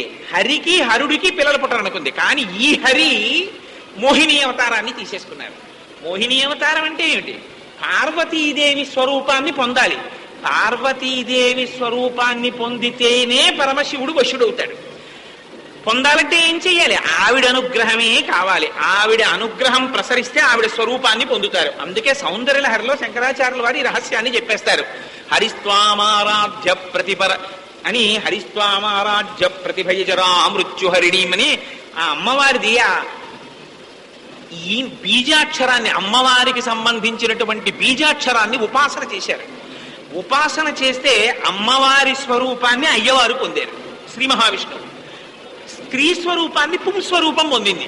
పొందితే పరమశివుడికి ఆశ్చర్యం వేసింది. ఏమిటో విష్ణువు అచ్చుమ ఆవిళ్ళే అయిపోయాట, చూడాలనిపించి వచ్చారు. అవతార ప్రయోజనం నెరవేరుతోంది. నిజంగా భగవానుడు తలుచుకున్నాడు అనుకోండి, మనుష్యులకైతే ఒక పరిమితి ఉంటుంది. పిల్లలు పుట్టాలి అంటే ఏదో ఒకటే పద్ధతి ఉంటుంది. కానీ భగవంతుడు తలుచుకున్ననాడు పిల్లలు పుట్టాలి అని ఒక పద్ధతి కాదు. మీరు కావాలంటే దేవీ భాగవతంలో ఈ రహస్యాలు విశేషంగా వర్ణన చేస్తారు. పరమేశ్వరుడు ఎంత శక్తివంతుడో. ఆయన సంకల్ప మాత్రం చేత పిల్లవాడిని ఇస్తాడు. ఆయన తలుచుకున్నాడు అనుకోండి, సజ్జగర్భమునందు పిల్లవాడు పుడతాడు. కన్యాత్వం చెడిపోకుండా పిల్లలు పుడతారు. భగవానుడు తలుచుకుంటే అన్ని రకాలుగా పిల్లల్ని ఇవ్వగలడు. అందుకే మీరు చూడండి, కర్ణుడు ఎలా పుట్టాడు? కర్ణుడు పుట్టినప్పుడు కుంతీదేవి యొక్క కన్యాత్వం చెడదు. అది దుర్వాస మహర్షి యొక్క వరం. భవిష్యత్ ప్రణాళిక గురించి రామారావుపేట శివాలయంలో దేవి భాగవతం చెప్పినప్పుడు ఈ విషయాల్ని మీకు వివరించి ఉన్నాను నేను. అందుకని భగవానుడే తలుచుకున్ననాడు ఎలాగైనా సంతానాన్ని ఇవ్వగలడు. అలాంటి వాడు అవతార ప్రయోజనాన్ని నెరవేర్చడానికి హరిశక్తి హరశక్తి కలిస్తే అందులోంచి అయ్యప్ప స్వామి వారి యొక్క శక్తి ఆవిర్భవించింది. ఈ శక్తి ఆవిర్భవించి అందుకే అది తేజపుంజం. అసలు అయ్యప్ప స్వామి వారి యొక్క స్వరూపం ఏమిటి అంటే, అసలు నిజానికి ఆయనది ఒక స్వరూపం కాదది. అది కేవలం ఒక కాంతి, ఆత్మతత్వం. నిన్న చెప్పానే, రమణ మహర్షి శరీరాన్ని విడిచిపెట్టినప్పుడు వెళ్ళిపోయినది కాంతి స్వరూపం వెళ్ళిందని. ఆయనది కాంతి. అందుకే ఆయన జన్మించినటువంటి దినంగా దేవతలు లెక్క కట్టేటటువంటి మకర సంక్రమణం నాడు ద్వాదశాదిత్యులకు సంబంధించినటువంటి తేజపుంజం ఆయన శరీరంలోంచి పైకొచ్చింది. అందుకని మకర సంక్రమణం నాడు ఇప్పటికీ జ్యోతి దర్శనం అవుతుంటుంది భగవంతుని యొక్క ఆస్తిత్వాన్ని నిరూపించడానికి. అందుకే ఇప్పటికీ కూడా ఆ పాండ్యరాజులకు సంబంధించినటువంటి వంశీయులు ఆ అయ్యప్ప స్వామి వారికి అలంకారం చేయవలసినటువంటి నగలు పెట్టినటువంటి పెట్టె పట్టుకెడుతుంటే ఇప్పటికీ కూడా ఆకాశంలో ఇతర పక్షులు ఉండవట. ఒకే ఒక గరుడ పక్షి వస్తుంది. వచ్చి రాజప్రాసాదం నుంచి ఆ నగల పెట్టె తీసుకుని వెళ్ళి అయ్యప్ప స్వామి వారి దేవాలయానికి తీసుకెళ్లే వరకు ఆకాశంలో చక్కర్లు కొడుతూ ఒక పక్షి మాత్రమే వస్తూ ఉంటుంది దాని వెనకాతల. గరుడుడంటే సాక్షాత్తు వేదం. ఆ వేదము చేత ప్రతిపాదింపబడినటువంటి వాడే భగవానుడు. అందుచేత రెండు విడివడి ఉండవు, ఎప్పుడు ఆ వేదం వస్తుంటుంది వహించి. అందుకని ఆ మకర సంక్రమణ సమయంలో జ్యోతి దర్శనమిచ్చే సమయంలో ఆ గరుడ పక్షి కనపడుతుంది. కనపడి ఆ మకర సంక్రమణ జ్యోతిగా దర్శనమిస్తుంటారు అయ్యప్ప స్వామి వారు. అందుకని ఈ మహిషిని అయ్యప్ప స్వామి సంహారం చేశారు. సంహారం చేసినటువంటి వారు వేరొక స్వరూపాన్ని తాను పొందుతానని చెప్పచ్చు కదా. ఇప్పుడు భగవంతుని యొక్క అవతారాల్లో అనేక ముద్రలు ఉన్నాయి. అన్ని కాలముల యందు భగవానుడు ఒకే రకం ముద్ర పట్టడు. మీరు కావాలంటే చూడండి, తిరుమలలో వెంకటేశ్వర స్వామి వారి సన్నిధానానికి మీరు వెళ్ళారనుకోండి, ఆయన ముద్ర వేరుగా ఉంటుంది, ఇలా ఉంటుంది. అభయముద్ర వరదముద్ర అంటారు దాన్ని. నీకేం బెంగలేదోయ్, నన్ను నమ్ముకున్న వాళ్ళకి సంసారం మోకాళ్ళ పెట్టుకునేటటువంటి వారి సంఖ్య చాలా పరిమితంగా ఉంటుంది. అందుకని భగవానుడు కూడా తన పిల్లల కోరికలు తాను తీర్చకపోతే ఎవరు తీరుస్తారు? అందుకని భగవానుడు అభయముద్ర వరదముద్ర పడతాడు. కానీ అయ్యప్ప స్వామి వారి దగ్గరికి వచ్చేటప్పటికి చిత్రం ఏమిటంటే, ఆయన అభయముద్ర వరదముద్ర పట్టరు, ఆయన చిన్ముద్ర పడతారు. ఇలాగ ఈ చిన్ముద్ర పట్టినటువంటి స్వరూపం దగ్గరికి వెళ్ళి నమస్కారం చెయ్యాలన్నా, చిన్ముద్ర పట్టినటువంటి స్వామివారి పాదములకు నమస్కారం చెయ్యగలగాలన్నా జన్మాంతర సుకృతంగా ఒక క్లాసు పాస్ అయితే తప్ప స్థాయికి వెళ్ళరు. ఇది యథార్థమైన విషయం చెప్తున్నాను నేను. ఎందుకంటే మీకు ఆంధ్ర యూనివర్సిటీలో చదువుకోవాలి అని కోరిక అనుకోండి. నాకు ఎప్పటి నుంచో కోరికండి యూనివర్సిటీలో చదువుకోవాలని కోరిక.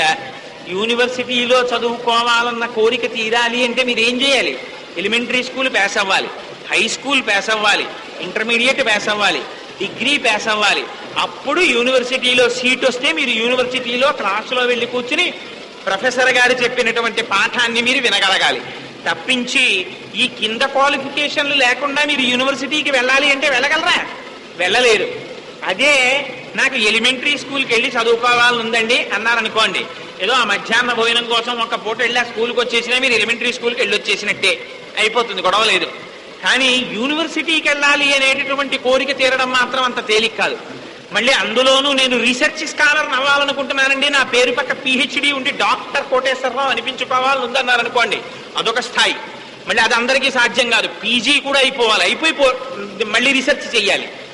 ఇదిగో ఎగ్జాక్ట్ గా అటువంటి స్థితి ఈ చిన్ముద్ర పట్టినటువంటి వారి దగ్గరికి వెళ్ళడం. అందుకని అయ్యప్ప స్వామి వారి దగ్గరికి వెడితే మాత్రం మీరు వెళ్ళడానికి ఒప్పుకోరు. మధ్యలో గురువు ఉండాలి. గురువు ఉండి పంపించాలి శిష్యుణ్ణి. ఎందుకండి అలాగా అంటే ఆయన పట్టిన ముద్ర సామాన్యమైన ముద్ర పట్టలేదు, ఇలా పట్టుకున్నారు ఆయన. చిన్ముద్ర పట్టారు. ఇది దక్షిణామూర్తి ముద్ర అని పేరు దీనికి. ఈ ముద్ర పట్టిన వాడి దగ్గరికి వెళ్ళాలి అంటే మామూలుగా కోరికుంటే మీరు కోరికతోటి వెళ్ళిపోవచ్చు. ఒకే భగవంతుడి యొక్క ఇతర మూర్తుల దగ్గరికి వెళ్ళొచ్చు. శ్రీశైలం వెళ్ళొచ్చు, వెంకటాచలం వెళ్ళొచ్చు. కానీ మీరెడుతున్నది జ్ఞానం కోసం వెడుతున్నారు. జ్ఞానం కోసం వెళ్ళినటువంటి భక్తుడు మిగిలినటువంటి భక్తుల కన్నా స్థాయి పెద్దది. అందుకని అటువంటి వాడికి ముందు వైరాగ్యం కావాలి. ఏమిటో ఈ సుఖాలు ఏమిటో, ఈ కష్టాలు ఏమిటో, ఈ శరీరం ఏమిటో, ఈ బంధుత్వాలు ఏమిటో, అసలు ఏమిటండి ఇవన్నీ, అసలు ఎక్కడి నుంచి వచ్చింది, ఎందుకు వచ్చాను ఈ ప్రపంచంలోకి అని తాపత్రయ పడిపోయి లోపల విపరీతమైనటువంటి ఉడికిపోతే మనస్సు ఎలాగైనా సరే అసలు తత్వం తెలుసుకోవాలన్న జిజ్ఞాస పెరిగితే అటువంటి వాడికి భగవానుడు ఒక దారి చూపిస్తాడు. ఆయన గురువు. ఆ గురువు ఏం చేస్తాడు? రమణ మహర్షి చెప్తారు, గురువు అంటే శాస్త్రం ప్రకారం అయితే గు అంటే అజ్ఞానము, రు అంటే తొలగించగలిగినటువంటి వాడు గురువు. కానీ రమణ మహర్షి అంటారు గురువు అంటే ఎవరో తెలుసా? గురువు అంటే గురిని చూపించగలిగిన వాడు. మీ దగ్గర ధనస్సు ఉంది, బాణం ఉంది, మీకు గురి చూడడం చేత కాదు. ఎగ్జిబిషన్కి వెళ్ళారనుకోండి, మీకు చేతికి ఏదో రూపాయో 2 రూపాయలో ఇస్తే ఇలా గుండ్రంగా ఉండే వెదురు చట్ర అలాంటివి ఇస్తారు. ఇచ్చి అక్కడ సబ్బులన్నీ పేరుస్తారు. పేర్చి ఏదో 2 రూపాయలకు 5, 6 ఇస్తాడు. మీరు దేని మీద వేస్తే దాన్ని మీకు ఇచ్చేస్తామండి అంటారు. పాపం ఈ కర్రలకు అడ్డంగా నుంచి చాలా మంది ఒక కొనుక్కుని విసురుతూ ఉంటారు. ఇలాగ ఎవరిది సబ్బు మీద పడదు, సబ్బు మీద పడి పక్కకన్నా పోతుంది. అక్కడే అన్నీ ఉంటాయి, ఒకదాని మీద కరెక్ట్ గా పడేది ఒక్కడిది ఉండదు. నేను ఎప్పుడు చూడలేదు. మరి ఎప్పుడో ఎవడదో వాడి అదృష్టవశాత్తు పడాలి, కానీ వీడు గురిపెట్టి విసిరిన వాడైతే 6 పడాలి చట్రాలు. 6 నేను గురిపెట్టి విసురుతానని విసిరి సబ్బులట్టుకుపోయిన వాడిని నేను చూడలేదు. మరి ఎప్పుడు ఆధ్యాత్మిక జీవితంలో కూడా అంతే. ఖచ్చితమైన గురి తెలియదు. ఆ గురి తెలిస్తే అందుకని భూమధ్యంలో పెడతారు, బాణాన్ని ఇక్కడ సంధిస్తారు, బాహ్య నేత్రాలు మూసి నాసికాగ్రమునందు నిలిపి మంత్రాన్ని అనుష్ఠానం చేస్తారు. ఆ బాణాన్ని గురి పెట్టడం మనకి రాదు. ఈ రానివాడికి గురి పెట్టడం నేర్పుతాడు గురువు. అంతే తేడా. ఎక్కడుంటాడు ఈ గురువు? రాళ్లల్లో సాలగ్రామం ఉన్నట్లు అన్నారు రమణ మహర్షి. సాలగ్రామం కావాలి అని మీరు అనుకున్నారనుకోండి, మీరు ఏం చెయ్యాలి? సాలగ్రామం కూడా రాళ్లలోనే ఉంటుంది. వెళ్ళాలి, రాళ్ళన్నీ అక్కర్లేని రాళ్ళు తోసేయాలి. తోసేసి అందులోనే ఉంటుంది సాలగ్రామం. సాలగ్రామాన్ని వెతికి పట్టుకోవాలి. పట్టుకుని తెచ్చి ఇంట్లో పెట్టి పూజ చేసుకోవాలి. అందరూ మనుషులలో ఒకడిగా కలిసిపోయి ఉంటాడు గురువు కూడా. నేను గురువునండి అని ప్రకటించుకుని ఇంటింటికి వచ్చి, సార్ నేను గురువుని సార్, నాకు చాలా వచ్చేసాయండి విశేషాలు, మీరు వచ్చి మా దగ్గర నేర్చుకోండి, మేము మంత్రోపదేశాలు చేస్తామండి అని చెప్పుకోరు గురువులు. గురువులు ఏమీ తెలియని వాళ్ళల్లో ఉంటారు. అలా ఉన్నవాడు గురువు. అసలు విచిత్రం. రమణ మహర్షి దర్శనం చేద్దామని ఎక్కడి నుంచో వచ్చి అరుణాచలం కొండ మీదకి వెళ్ళారు. వెడితే రమణ మహర్షి పిల్లలతో గోళీలు ఆడుకుంటున్నారు. ఇక్కడ అంత బ్రహ్మజ్ఞాని. ఆడుకుంటుంటే వచ్చిన వాళ్ళు కొండ మీద అటు ఇటు చూసి ఎక్కడా కనపట్టలేదు ఏమిటంటే రమణ మహర్షి దగ్గరికి వచ్చారు. ఇక్కడ సజీవ గురువు రమణ మహర్షి అని ఉన్నారట, ఎక్కడున్నారు అని అడిగారు. ఆ గుహలో ఉంటాడు అన్నారు ఆయన. ఆ గుహ ఖాళీగా ఉంది, ఎక్కడికి వెళ్ళాడు అన్నారు. ఏమో నాకు తెలియదు ఎక్కడ పోయాడు ఇలాగన్నారు. ఆయన కొండ దిగి వచ్చేస్తున్నారు. వాళ్ళు వచ్చేస్తుంటే ఈయనకి రోజును నీళ్లు పట్టుకొచ్చి పోసేది ఒక ఆవిడ కనపడింది. ఏం వచ్చేస్తున్నారంది అంటే, ఏమో ఆయన అక్కడ లేరు గుహలో, మరి ఎక్కడికి వెళ్ళారు అన్నారు. ఎక్కడికి వెళ్ళడమో ఏమిటి, అక్కడే ఉంటారు, రండి చూపిస్తానని పైకి వస్తే గోళీలు ఆడుకుంటున్నారు పిల్లలతోటి. అదిగో ఆయనే రమణ మహర్షి ఏంది.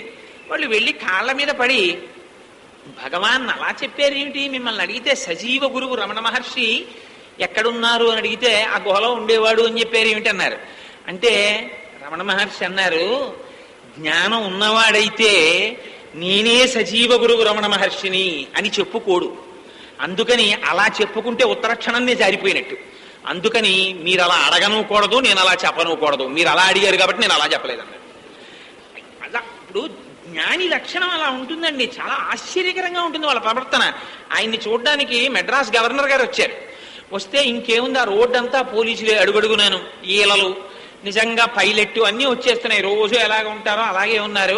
ఓ గోచి పెట్టుకుని మట్టి తొక్కుని ఆ మట్టితోటో గోడ కట్టుకుంటున్నారు. ఆయన వచ్చేసారు నిజంగా గవర్నర్ గారు. గబగబా రమణ మహర్షి కూర్చుని హాల్లోకి ఎడుతున్నారు. ఎక్కడ రమణులు అంటే మట్టి తొక్కుని ఆ గోడ కట్టుకుంటున్నారు. అక్కడికే వచ్చి నమస్కారం పెట్టి మాట్లాడి వెళ్ళిపోయారు గవర్నర్ గారు. గవర్నర్ గారు వచ్చారని చేతులు కట్టేసుకుని, ఆ రోజున పట్టుపంచి కట్టేసుకుని సింహాసనం మీద కూర్చుని, రండి గవర్నర్ గారు అని, మేము ఇన్ని చదివాం, మాకు ఇలా వైరాగ్యం వచ్చింది, అలా చెప్తే వాడు జ్ఞాని ఎందుకు అవుతాడు? అందుకని అలా ఉంటారు పరమ గురువులు అన్నవాళ్ళు. అందుకని గురువుని ఎలా వాడికి ప్రతి దాంట్లో గురువే. మీరు దత్తాత్రేయుల వారిని చూడండి, పక్షికి గురి పెడుతున్నాడు బోయేవాడు.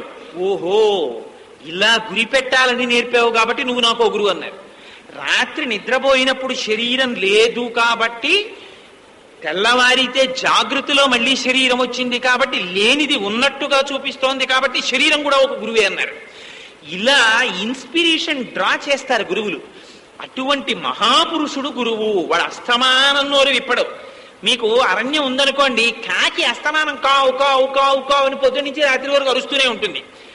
ఏమీ తెలియని వాడు అరుస్తూనే ఉంటాడు. ఇగో నాలాగా అసలు అన్నీ తెలిసినవాడు వాడు ఉంటాడు. వాడు ఎప్పుడూ మాట్లాడు, చక్కగా నిశ్శబ్దంగా కూర్చుంటాడు మౌనంగా. అసలు గురువు ఆయన. తనలో తాను రమించిపోతుంటాడు. తెలివి తక్కువడే పరమశివుడు ఇలా కూర్చుంటాడు ఎప్పుడూను.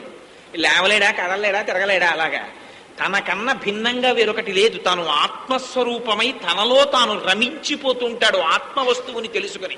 అదిగో ఆ స్వరూపం గురుస్వరూపం.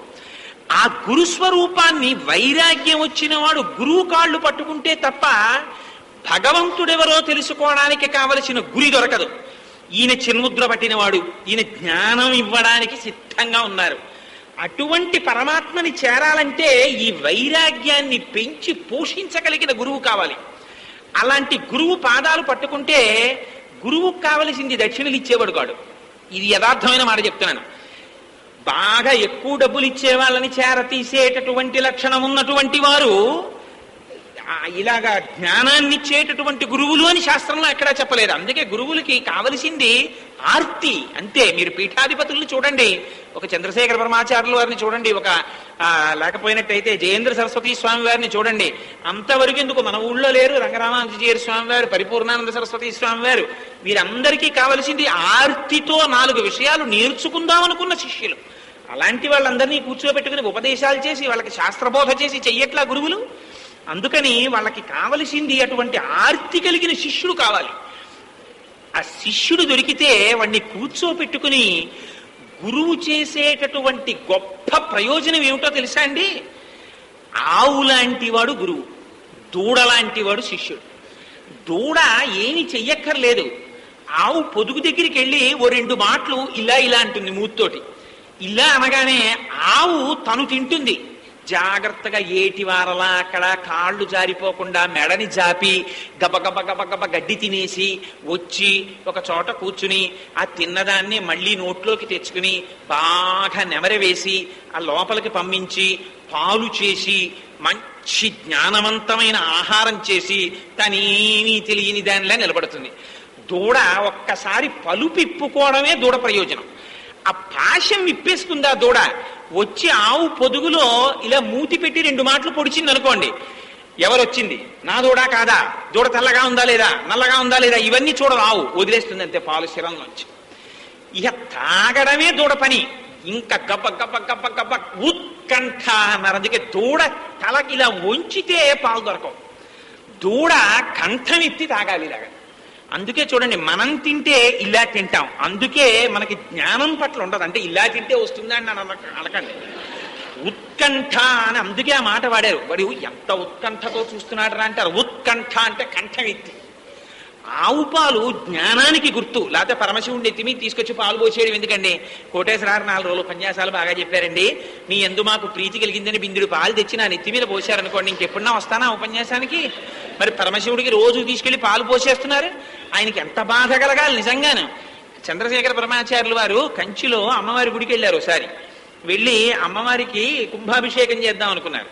అనుకుని తీరా లోపలికెళ్ళి అమ్మవారికి పాలతో అభిషేకం చేసి పైకి చూశారు. ఎందుకో చూసేటప్పటికి ఆలయం పెచ్చులు ఊడిపోతోంది. అయ్యయ్యో అమ్మా, నువ్వు ఉన్న గుడి ఇలా అయిపోతోందా? కుంభాభిషేకం కాదు, మొత్తం ఈ ప్రాకారం అంతా మార్చేస్తాననుకున్నారు. అనుకున్నదే తడవుగా ఆ కుంభాభిషేక క్రతువు నడిపిస్తుండండి, నేను మెద్రాసు వెడతాను, శిష్య సంచారం చేసి డబ్బట్టుకొస్తాను, ఈ గుడి మొత్తం మారుస్తానన్నారు. అని మెద్రాసు వెళ్ళారు. వెడితే ఏమైందో తెలుసా అండి? ఒక 2-3 రోజులు అయింది, రాత్రి అమ్మవారు కనపడింది. చంద్రశేఖర పరమాచార్యుల వారికి ఎలా కనపడిందో తెలుసా? పాలతో అభిషేకం చెయ్యడం వల్ల జిగురుతో కూడినటువంటి జుత్తు అట్టల కట్టి కనపడింది. కనపడి జుత్తు చూపించింది, చంద్రశేఖర పాలతో అభిషేకం చేసావు, మెడ్రాస్ వచ్చావు, ఎప్పుడొచ్చి నాకు అభిషేకం పూర్తి చేస్తావయ్యా? ఎప్పుడు నేను మళ్ళీ ముడి వేసుకోను, ఎప్పుడు పువ్వులు పెట్టుకోను, వచ్చి పూర్తి చేయవయ్యా. నాకు ఆలయం బాగు చెయ్యాలని సంకల్పం చేస్తే చాలదా? నువ్వు డబ్బు సంపాదించాలా? ఇంత పీఠాధిపతివే, ఇంత అమాయకత్వం ఏమిటి చంద్రశేఖర అంది. అనగానే పడుకున్నవారు పడుకున్నట్టు నిద్రలేచి, ఆ రోజుల్లో మెడ్రాస్కి తలుపులు ఉండేవి, బయట దాటి వెళ్ళాలంటే తలుపులు తీయాలి గవర్నమెంట్. చంద్రశేఖరుల యొక్క ఆజ్ఞ మేరకి అవుట్ ఆఫ్ ది ప్రొసీజర్ తలుపులు తెరిచారు, గేట్లు తెరిచారు. అర్ధరాత్రి మెడ్రాస్ దాటొచ్చి కంచిలో అభిషేకం పూర్తి చేశారు. ఎక్కడి నుంచి వచ్చిందో తెలియదు, డబ్బు రూపాయి పట్టరాకుండా మెడ్రాస్ నుంచి వచ్చేశారు. వచ్చి కుంభవృష్టి కింద కురిసేసింది ధనం, పూర్తయిపోయింది దేవాలయం. ఇది నేను అబద్ధం చెప్పాను అనుకుంటారేమో మీరు. చంద్రశేఖర పరమాచార్యుల వారి జీవితం గురించి రాసిన పుస్తకాలు రిఫర్ చేసి చూసుకోండి, నేను అబద్ధం చెప్పానో నిజం చెప్పానో కావాలంటే. అందుకని ఆ భక్తికి వశుడవుతాడు పరమాత్మ. అందుకని అలా గురువు యొక్క అనుగ్రహం కావాలి ముందు. ఆ గురువు దగ్గరికి వెళ్ళి మీరేం చెయ్యాలి? మీరు చెయ్యవలసింది ఏం లేదు. ఆవు దగ్గరికి దూడెళ్ళేటప్పుడు, ఆవా నువ్వు కొంచెం ఈ పచ్చగడ్డి తిని నాకు పాలి అని కొంచెం పచ్చగడ్డి పట్టుకెళ్ళి ఎడుతోందా? వెళ్ళి ఆ శిరముల యందు ఇలా అంటుందంతే, పాలు వదిలేస్తుంది. గురువు దగ్గరికి వెళ్ళి, గురువుగారు నాకు వైరాగ్యంతో అలమటించిపోతున్నాను, ఏమిటి అసలు ఈ సంసారం ఏమిటి, ఈ కుటుంబం ఏమిటి, పుట్టుకేమిటి, చావేమిటి, ఈ రోగం ఏమిటి, జీవితం ఏమిటి, మహాప్రభో నాకు దారి చూపించండి అని పాదాల మీద పడిపోయారా అంతే. గురువుకి ఇంకేం అక్కర్లేదు. చాలు ఒక శిష్యుడు దొరికాడని కూర్చోపెట్టి, ఇంకా తాను ఇంతకాలం ఇతరులు చదవలేకుండా ఉండిపోయినటువంటి గ్రంథములను తాను కొన్ని రోజుల పాటు శ్రమించి చదివి వాటిని మనస్సులోకి తెచ్చి మననం చేసి నిధిధ్యాసం చేసి పాలగా మార్చిన జ్ఞానాన్ని నోటి నుంచి గంగా ప్రవాహం కింద స్రవించేస్తాడు. ఆవు ఎలా పాలను వదిలేసిందో అలా తాను నేర్చుకున్న శాస్త్రజ్ఞానాన్నంతటినీ తేలికగా అరిగిపోయే పాలగా ఆవిచ్చినట్లు తొందరగా అర్థమైపోయేటటువంటి ఉపమానాలతో గురువు శిష్యులకి బోధ చేసేస్తాడు. చేసేగానే ఆపాత మధురమైన ఆ పాలు తాగేస్తాడు. తాగితే వైరాగ్యమునకు జ్ఞానము తోడవుతుంది. ఇప్పుడు తోడైతే ఈ చిన్ముద్ర పట్టకిన వాడి దగ్గరికి వెళ్ళడానికి అధికారం కలుగుతుంది. అందుకని మండల రోజులు గురువును ఆశ్రయించాలి. ఆశ్రయించి గురువు పాదాలు పట్టుకోవాలి. పట్టుకుంటే గురువు ఏం చేస్తాడు? శరణాగతి చేయిస్తాడు. మీకు అందుకే అయ్యప్ప స్వామి వారి యొక్క వైభవం అంతా ఎక్కడుంటుందంటే, శరణుఘోష చెప్పండి, శరణుఘోష చెప్పండి, శరణుఘోష చెప్పండి అంటారు. ఏముంది ఆ నామాలు చెప్తారు. హరిహరపుత్రని అయ్యప్ప శరణం అంటారు, లేకపోతే ఏదో అయ్యప్ప స్వామిని శరణమయ్యప్ప, శరణమయ్యప్ప, శరణమయ్యప్ప, శరణమయ్యప్ప, ఇదే శరణుఘోష. ఏముంది? కలియుగంలో మీరు అశ్వమేధయాగం చేయలేరు, ఇంకొకటి చేయలేరు, ఇంకొకటి చేయలేరు. మీరు ఏం చేస్తారు? స్వామీ శరణం, స్వామీ శరణం, స్వామీ శరణం, శరణం తరుణేందుశేఖర శరణం మే గిరిరాజ కన్యక శరణం పునరేవతా ఉభౌ శరణం నాణ్యతుపైమి దైవతం. స్వామి నువ్వు తప్ప నాకు ఇంకొకరు దిక్కులేదు, నువ్వే కటాక్షించనైన పాదములు పట్టుకుంటే ఆయన గంటల గంటల ప్రసంగం చేసి చెప్పట్ట, ఇలా అంటాడంతే. అజ్ఞానం వచ్చేస్తుంది. ఈ జ్ఞానం రావడానికి కావలసినటువంటి పునాది గురువు వేస్తాడు. 41 రోజులు ఉదయం తన దగ్గర కూర్చోబెట్టుకుంటాడు, సంధ్యావందనం చేయిస్తాడు, పూజ చేయిస్తాడు, తనతో పాటు దేవాలయానికి తీసుకెడతాడు, దర్శనం చేయిస్తాడు, నదిలో స్నానం చేయిస్తాడు. వైరాగ్య భావన అంకురించేటట్టుగా సంసారమునందు ప్రవర్తించకుండా మనస్సుని అరికట్టడం అంటే మాటలు కాదండి. మీరు మీ అంత మీరుగా మనస్సుని బంధించలేరు. ఇందుచేత మనస్సు తనిష్టం వచ్చినట్టు తాను వెళ్ళిపోతుంటుంది. అదేం మీకు వెళ్ళిపోయేటప్పుడు మీకేం చెప్పదు, అది వెళ్ళిపోతుంది దానిష్టం. పైగా అది చెప్పాలనే నియమం లేదు. మీరు ఇక్కడ కూర్చుని ఓం నిధనపతయే నమః, ఓం నిధనపతాంతికాయ నమః అనేటప్పటికీ నిడదవోలు వెళ్ళిపోతుంది. అమ్మదీన సాధ్యం కూడా వెళ్ళిపోయిందిరా నిడదవోలని మళ్ళీ మీరు వెనక్కి తీసుకొచ్చి ఇక్కడ నిలబడవే అని మీరు మళ్ళీ ఓం శివాయ నమః అనేటప్పటికీ తాడేపల్లి గుడి వెళుతుంది. లేకపోతే దొరగారి ఇంటికి వెళ్ళిపోతుంది. ఇలా తిరుగుతుంది. ఇంత తిరిగినటువంటి మనస్సుని మీరు వెనక్కి తేవాలంటే మనస్సుకి ఒకే ఒక బలహీనత ఉంది. ఏమిటో తెలుసా అండి ఆ బలహీనత? దాన్నే బలంగా మార్చి భగవంతుడి దగ్గరికి తిప్పేస్తాడు గురువు. ఇదే చిత్రం గురువు చేసే గొప్పతనం. శ్రవణం కీర్తనం విష్ణోః స్మరణం పాదసేవనం అర్చనం వందనం దాస్యం సఖ్యం ఆత్మనివేదనం అని భక్తి 9 విధాలు. మీ అంత మీకుగా భగవంతుని యందు పూజ చేసి భగవంతుని యందు మనసు నిలబెట్టాలనేటటువంటి సంకల్పము సర్వకాలముల యందు నెరవేరదు. ఎందుకని? అనుబంధం ఏది? ఇప్పుడు మా అబ్బాయి ఉన్నాడు అనుకోండి, వద్దన్నా మా అబ్బాయి చుట్టూ నా మనస్సు తిరుగుతుంటుందో అనుబంధం ఉంది కాబట్టి. నా భార్య ఉందనుకోండి, ఎక్కడికి వెళ్ళినా నా భార్య చుట్టూ మనస్సు తిరుగుతుంటుంది. 5 అయింది, అదే అది ఉంటే ఓ కప్పు కాఫీ ఇచ్చును అని. భగవంతుడు ఉన్నాడు, మీకు భగవంతుడితో ఎలా సంబంధం కలుగుతుంది చెప్పండి? మీకు ఫ్యాన్తో సంబంధం ఉంటుంది, కరెంటుతో సంబంధం మీకేమిటి? పోయినప్పుడే. ఇది యథార్థం. ఎందుకని? మీకు ఫ్యాన్ కంటికి కనపడుతోంది కాబట్టి మీకు అనుబంధం ఉంది. విద్యుత్తుతో అనుబంధం, ఫ్యాన్ పోతే ఫ్యాన్ ఆగిపోయింది అనరు, కరెంటు పోయిందిరా అంటారు. అప్పుడు లేనప్పుడు తెలుస్తుంది, ఉన్నప్పుడు తెలియబడదు.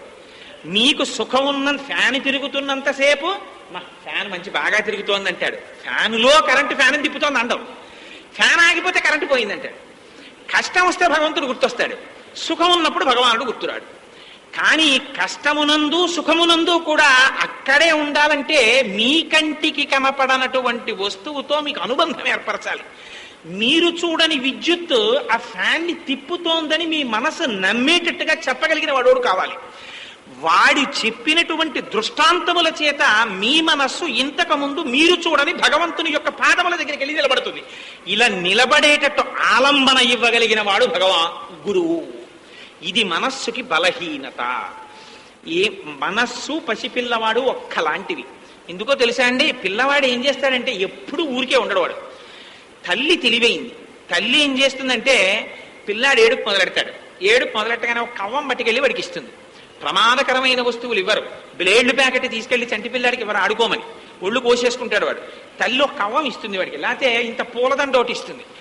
ప్రతిదీ నోట్లో పెట్టుకుంటాడు. రుచి చూడడం అన్న దిక్కుమాలిన అలవాటు మనకి పసితనం నుంచి ఉంటుంది. అందుకని తెగిపోనివి ప్రమాదకరం కానివి ముందు అక్కడ పెడతారు. అంతేగాని మొట్టమొదటి షట్చక్ర భేదాన్ని నేర్పేస్తానన్నారు గురువులు. ప్రమాదకరం కాని వాటితో మొదలు పెడతారు.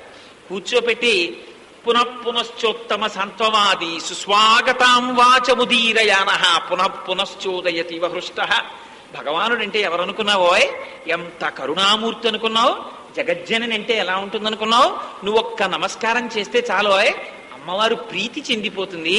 అమ్మ అంటే ఎటువంటి అమ్మ అనుకుంటున్నావు? పరమశివుడు అంటే ఎటువంటి వాడు అనుకుంటున్నావు? లక్ష్మీనారాయణులు అంటే ఏమనుకుంటున్నావు అని మంచి మంచి దృష్టాంతములతో చెప్తాడు పురాణాన్ని.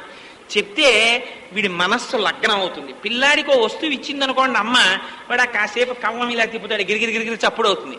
దాని వంక వంగుతాడు, ఆడతాడు, అటు చూస్తాడు, ఇటు చూస్తాడు, దాన్ని తీసి నోట్లో పెట్టుకుంటాడు, కొరుకుతాడు. ఆఖరికి ఏ తల దగ్గర తగులుతుంది, దాన్ని తీసి అవతల బారేసి మళ్ళీ ఏడుపు మొదలెడతాడు. అమ్మేం వెరిదేవన్నీ ఎత్తేసుకోదు, మళ్ళీ వస్తుంది. వచ్చి కవ్వం తీసేస్తుంది. తీసేసి అక్కడి నుంచి నెయ్యి కాచేసి చల్లారిపోయిన గోకుడు ఉన్న గిన్నోటి వాడి దగ్గర ఎడుతుంది. పెడితే వాడు అందులో గోల్డ్ ఎడతాడు, నోట్లో పెట్టుకుంటాడు, కమ్మగా ఉంటుంది. ఇంకా చాలాసేపు ఆడతాడు, కమ్మగా ఉంది కాబట్టి దాంతో. ఆఖరికి అది విసుగొస్తుంది వాడికి. ఆ గిన్నె అవతల పారేసి మళ్ళీ ఏడుపు మొదలెడతాడు. ఆఖరిని ఎప్పుడో వాడు పడుకోవలసిన టైం ఒకటి ఉందని అమ్మకి తెలుసు. వాడు మర్చిపోవలసిన టైం వచ్చిందని అమ్మకి తెలుస్తుంది. అప్పుడు వాడికి తెలియదు. వాడు ఆవలిస్తూ ఏడుస్తూ ఉంటాడు. పడుకోవాలని కూడా వాడికి తెలియదు. అప్పుడు అమ్మ ఏం చేస్తుందంటే ఉయ్యాల్లో పడుకోబెట్టి చక్కగా ఊపుతుంది జోలపాడి. వాడు తనని తాను మర్చిపోతాడు. అప్పుడు వాడికి గిన్నె అక్కర్లేదు, తపేలా అక్కర్లేదు, కవ్వం అక్కర్లేదు, బొమ్మ అక్కర్లేదు, అమ్మ కూడా అక్కర్లేదు. తనలో తానై తానొక్కడై రమించిపోతూ ఉండిపోతాడు. ఇక్కడ నుంచి అక్కడ వరకు దుఃఖాన్ని అతిక్రమింపచేస్తూ మార్చి మార్చి తన స్వస్థానమునకు చేర్చిన అమ్మలా గురువు మార్చి మార్చి మార్చి మార్చి మీ మనస్సుకి ఒక ఆధారాన్ని అందిస్తాడు. ఓ కృష్ణలీలలు ఎంత బాగుంటాయో అని దశమస్కంధం చెప్తాడు.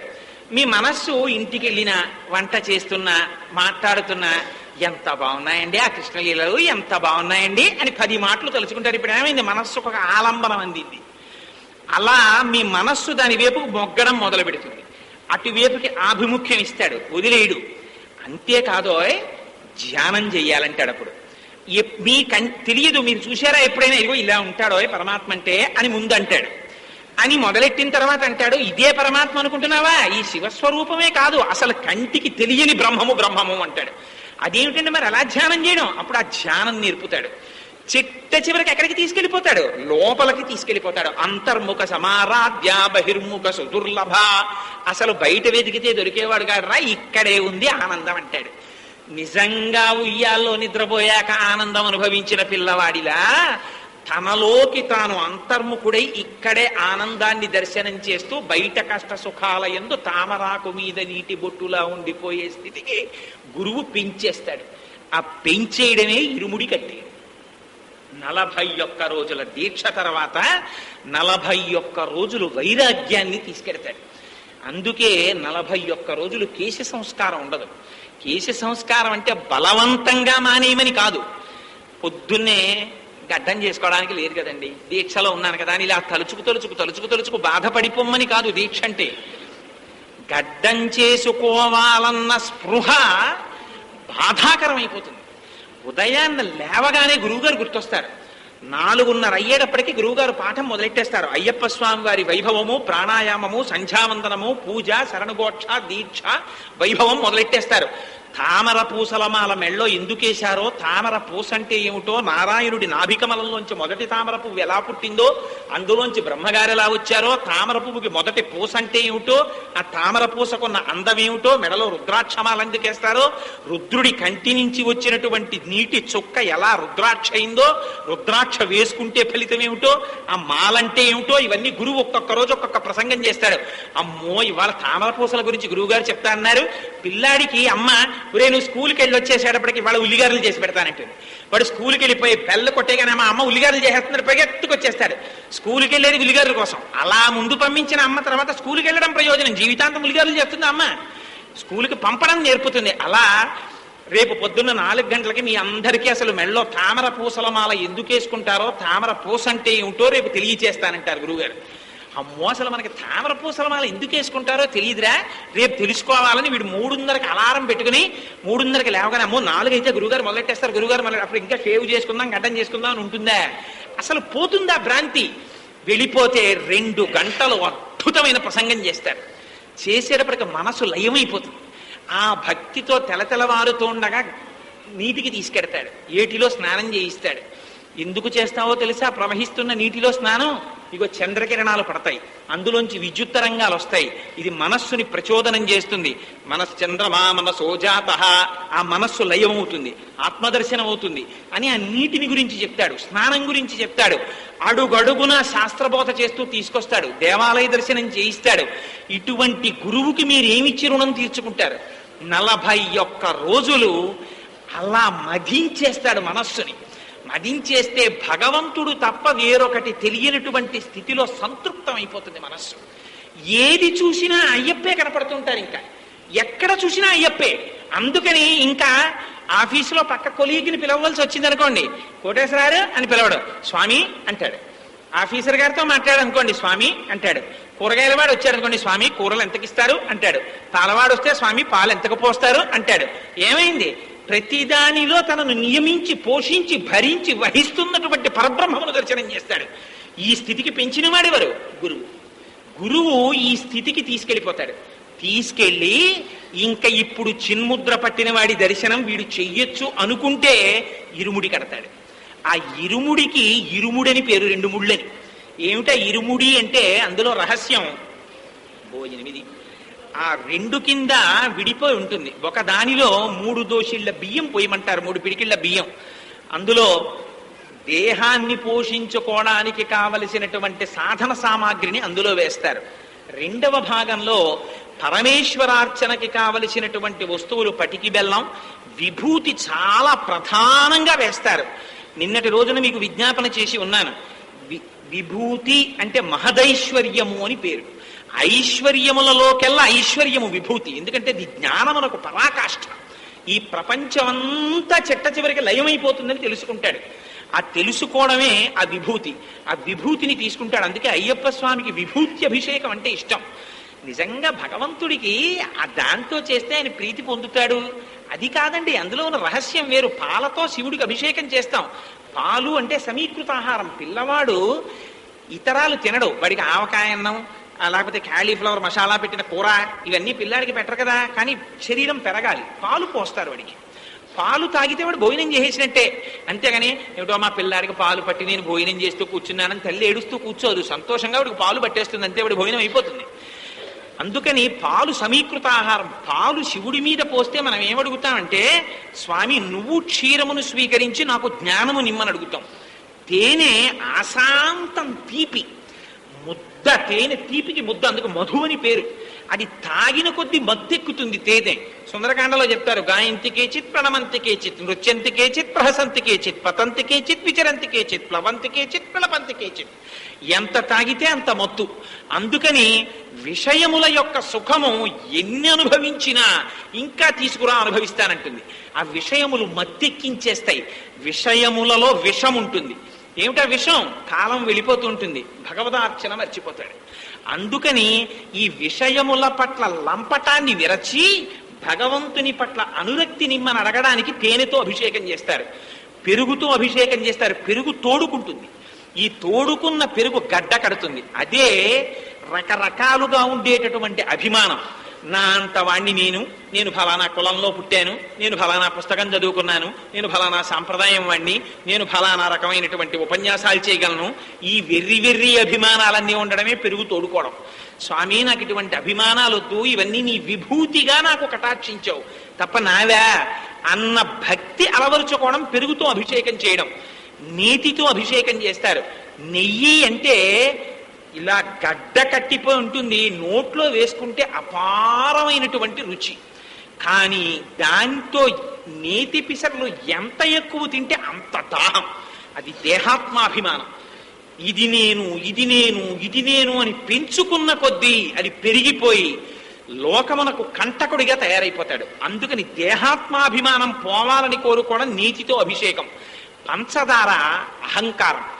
అహంకారాన్ని విరిచేయడం. పంచదార తీపి, పైకి గరుకు.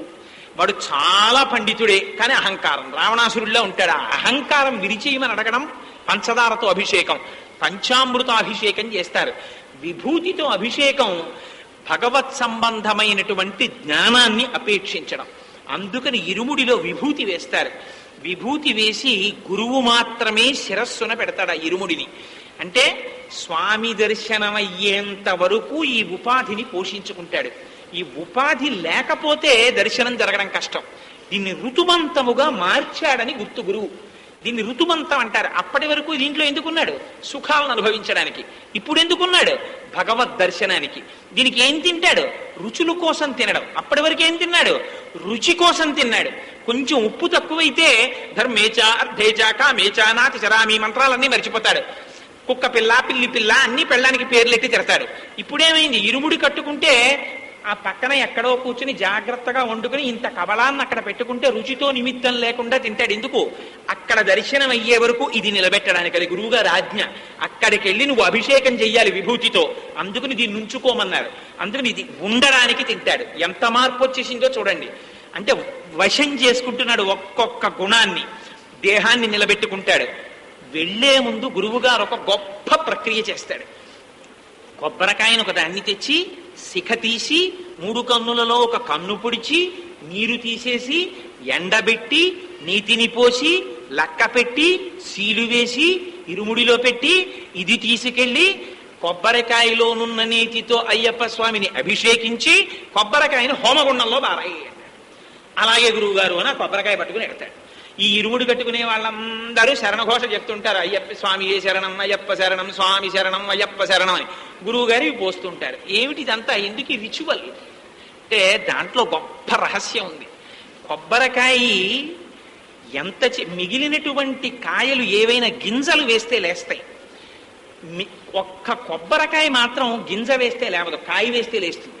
మీరు బొండం పట్టుకెళ్ళి పాతాలి, పాతే మళ్ళీ కొబ్బరి చెట్టు వస్తుంది. అంతేగాని కొబ్బరి ముక్కోటి మా ఇంట్లో నాటానండి అంటే ఏం రాదది. కొబ్బరి బొండం పాతేనే వస్తుంది.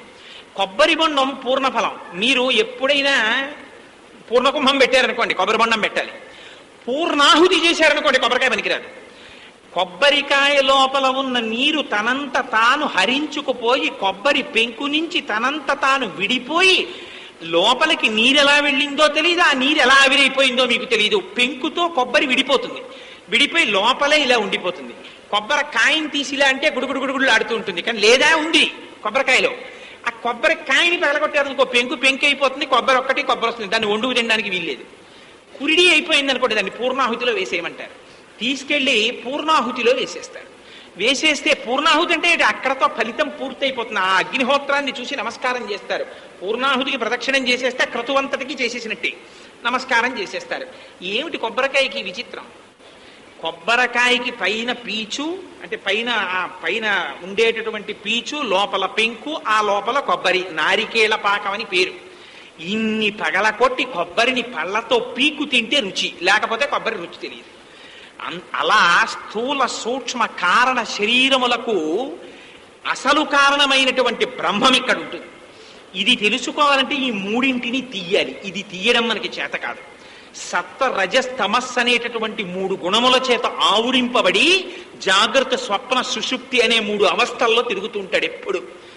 వీడిని జ్ఞానం కలిగించడానికి గురువు ఏం చేస్తాడంటే ఆ సత్వము రజస్సు తమస్సు అనే 3 గుణాల్లో సత్వం అనే గుణాన్ని ఓపెన్ చేస్తాడు, రజస్సు తమస్సుని మూత పెడతాడు.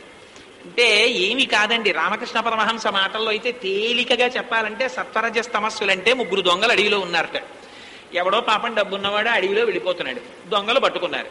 ఒక దొంగ అన్నాడు, వీడి దగ్గర నగదంతా తీసేసుకోండిరా అన్నాడు. రెండో వాడు అన్నాడు, ఒరే తీరా తీసుకున్న తర్వాత వీడు ఊళ్ళోకి పరిగెత్తుకెళ్ళి ఇప్పుడే నన్ను దోచుకున్నారు పట్టుకోండి అని పోలీసులు తీసుకొస్తాడేమో, వీడు పరిగెత్తకుండా కాళ్ళు చేతులు కట్టేయండి అన్నాడు. మూడో వాడు అన్నాడు, అసలు వీడిని కాళ్ళు చేతులు కడితే మాత్రం మళ్ళీ ఏ తెంపుకు పారిపోవడం ఏటో ఒక్క పోటు పొడిచి చంప అసలు పారిస్తే గొడవ వదిలిపోతుంది అన్నాడు. అంటే ఆఖరికి మొదటి వాడు ఒప్పించాడు, దోచేసుకున్నారు. రెండో వాడి మాట ప్రకారం కాళ్ళు చేతులు కట్టారు, అక్కడ పారేసి వెళ్ళిపోతున్నారు 3.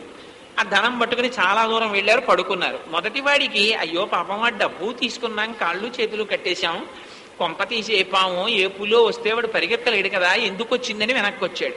వచ్చి కాళ్ళు చేతులకి కట్లిప్పేసి, ఏమనుకోకండి మీ డబ్బు తీసేసుకున్నాం, మిమ్మల్ని కట్టేశాం, నేను మీ డబ్బు ఇవ్వలేను కానీ మీ ఊరి దగ్గర దింపేస్తాను, ఒక్కరు వెళ్ళడానికి భయం కదా అని ఆ ఊరి పొలి మేర దాకా వెళ్ళి మీరు ఊళ్ళోకి వెళ్ళిపోండి అన్నాడు. అంటాడు కానీ వీడు ఊళ్ళోకి వెళ్ళడు ఈ దొంగ, ఎందుకంటే రచ్చకబట్లు పట్టుకుంటారని భయం వీడికి, వెనక్కి వచ్చేస్తాడు. ఇందులో చంపేద్దామన్నది తమోగుణం, కాళ్ళు చేతులు కట్టి దోచుకుందామన్నది రజోగుణం. పోన్లే ఎలాగో దోచుకున్నామని వెనక్కి తీసుకెళ్లి విడిచిపెట్టేసింది సత్వగుణం. సత్వగుణం ఎంతవరకు పనికొస్తుందంటే మంచితనంగా పనికొస్తుంది, భగవద్ దర్శనం చేయించలేదు. కానీ సత్వగుణంతో జ్ఞానం వైపుకి తీసుకెళ్ళగలిగిన వాడు గురువు. అందుకని దాంట్లోకి నీతిని నింపుతాడు, నీటిని తీసేస్తాడు. నీరున్నంతసేపు కొబ్బరి పెంకు నుంచి విడివడదా, నీరు ఆవిరైపోవాలి. ఆ నీరు తీసేయడం అంటే అజ్ఞానాన్ని తీసేస్తాడు. తీసేసి తెల్లటి కొబ్బరి ఉంటుంది లోపల, ఇప్పుడు శుద్ధ సత్వంగా తయారు చేస్తాడు 41 రోజుల్లో మనస్సుని. ఈ మనస్సు భగవదర్పణకి మాత్రమే ఉపయోగపడే రీతిని పొందుతుంది. ఇప్పుడు దీన్ని నేతితో పూరిస్తాడు. నేతితో పూరించడమే, ఇంకోటి పోయకూడదన్నారు.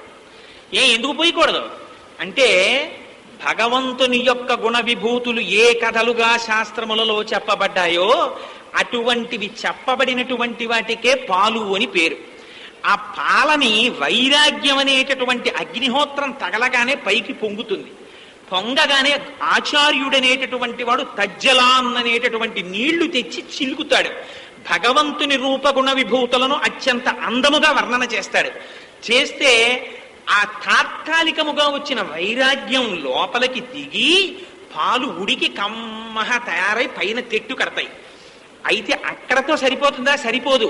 గురువు తన స్వానుభవం అనేటటువంటి కొంత పెరుగుని తెచ్చి ఇందులో కలుపుతాడు. పెరుగు కలపకపోతే మళ్ళీ పెరుగుతో తోడుకోదు. పెరుగేసి కదిపారనుకోండి తోడుకోదు. తోడు పెట్టేసిన గిరిని అస్తమానం వెళ్ళి పెరుగు అవుతోందో లేదో అని ఇలా అంటే తోడుకోదు. అలా వదిలేయాలి దాన్ని. గురువు యొక్క అనుభవాన్ని కొంత శిష్యుడికి అందించి అస్తమానం గురువుగారి దగ్గర కూర్చోబెట్టుకుని అస్తమానం గురువుగారి పట్టుకు తినకూడదు. ఏమండి మాకు అనుమానాలు ఉన్నాయి అని ఓహో వచ్చి గురువుగారి మీద పడిపోతూ ఉండకూడదు. గురువుగారు చెప్పింది విని లోపల మననం చేసుకోవాలి. అంతేగాని అస్తమానం దొరికాడు కదా అని 24 గంటలు వాడిని పట్టుకుని వేధించేస్తే ఎప్పుడు రాకుండా వరి పారిపోతాడు వాడు. అందుకని వాడి ఇచ్చిన అనుభవంతో లోపల మననం చేసి నిధిధ్యాసం చెయ్యాలి. అది కదలిక లేనటువంటి స్థితిలో శిష్యుడు కూర్చుంటాడు. కూర్చుంటే పెరుగవుతుంది, తోడుకుంటాడు. ఇప్పుడు అందులోకి మనస్సు అనే కవ్వాన్ని దింపుతాడు, భక్తి అనే తాడు కడతాడు, చిలుకుతాడు. చిలికితే అందులోంచి వెన్నొస్తుంది. అంటే భగవంతుడి నుంచి విడివడి ఉండలేని స్థితి ఏర్పడుతుంది. మజ్జిగలో తేలుతుంది, అగ్నిహోత్రానికి కరుగుతుంది. అంటే సంసారంలో ఉండవలసి వస్తే తేలిపోతాడు, భగవంతుడి నుంచి విడివడి ఉండవలసి వస్తే కరిగిపోతాడు. అటువంటి స్థితి వచ్చిన తరువాత గురువు చెప్పేటటువంటి శాస్త్రబోధ చేత, ఆ ఉపనిషత్ జ్ఞానం చేత తాను కూడా గురువు యొక్క స్థితిని పొందుతాడంటే పూర్ణమైన జ్ఞానంగా నీతిగా తయారవుతాడు. ఈ నెయ్యి భగవదర్పణకి పనికొస్తుంది. మీరు భోజనపు విస్తట్లో అన్నీ వేసినా నివేదన చేయరు. కొద్దిగా నెయ్యి అభికరించండి, నైవేద్యం పెట్టుకుంటా ఉంటారు. నెయ్యి వేసిన తరువాత మాత్రమే నైవేద్యంలా పాలలోంచి నెయ్యి వచ్చిన నెయ్యి పాలవదు, పాలు నెయ్యి అవుతుంది కానీ నెయ్యి పాలవదు. ఒకసారి భగవద్జ్ఞానం వచ్చిన తర్వాత ఇక లౌకికంలోకి వెళ్ళాడు. లౌకికంలో ఉన్నవాడు గురువు యొక్క మాట చేత ఎప్పటికోప్పటికి భగవద్జ్ఞానానికి వస్తాడు. ఈ నేతిని ఈ శుద్ధ సత్వంలోకి పూరిస్తాడు, పూరించి మూస్తాడు. మూసి ఈ నేతిని, ఈ జ్ఞానం ఎందుకు పనికి రావాలి? కేవలం భగవద్ దర్శనానికి పనికి రావాలి. అయ్యప్పకే అభిషేకం చేయమంటాడు. త్రిగుణములతో కూడినటువంటి జాగ్రత్త స్వప్న సుషుప్తులతో కూడుకున్నటువంటి స్థూల సూక్ష్మ కారణ సంఘాతమైన శరీరం మాత్రం ఏదో ఒకనాడు అగ్నిలో పడిపోతుంది తెలుసుకో. ఇది ఉండదు, కానీ ఇది ఉన్నంత కాలం భగవదారాధనకి ఉపయోగపడాలని తెలుసుకో అని చెప్తాడు.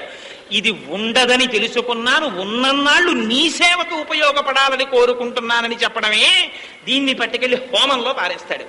నీతిని అయ్యప్పకి అభిషేకం చేస్తాడు. అభిషేకము చేయబడిన నీతిని ప్రసాదంగా తెచ్చుకుంటాడు. భగవంతుని యొక్క శేషత్వ జ్ఞానాన్ని తనతో తెచ్చుకుని తను జ్ఞానిగా నిలబడిపోతాడు. మళ్ళీ ఆ గురువే ఇరుముడి దింపి, నాయనా ఇప్పుడు నీకు మెడలో మాల అక్కరలేకపోయినా నువ్విహ తామరాకు మీద నీటి బొట్టివి, సంసారములో ఉండి ఉండని వాడివి అంటాడు. ఇంతకు ముందున్న రాక్షస ప్రవృత్తి పోయి ఇప్పుడు తాను మనిషిగా బ్రతకడం నేర్చుకుంటాడు. ఇది గురువు చేత నువ్వు నా దగ్గరికి వస్తే నేను నీకు ఇచ్చానని చెప్పడానికి ఆయన చిన్ముద్ర పడతారు. ఇప్పటి వరకు ఈ మూడింటి పక్కకి ఇది ఎడుతుంది, ఇది దీంతోనూ కలుస్తుంది. ఇది విచిత్రం. ఈ వేలు ఈ మూడింటి పక్కకి వెడుతుంది, ఈ వేలు దీని దగ్గరికి వస్తుంది. చిత్రం ఏమిటంటే మీరు దీన్ని ఈ మూడింటితో కలిపి ఇలా చూపించినంత కాలం లోకాన్ని చూపిస్తుంది, అనుభవించమని మిమ్మల్ని చూపిస్తుంది. దీన్ని తీసుకొచ్చి దీంతో ఇది ఎప్పుడూ వీళ్ళతో కలవదు, వేరుగా ఉంటుంది.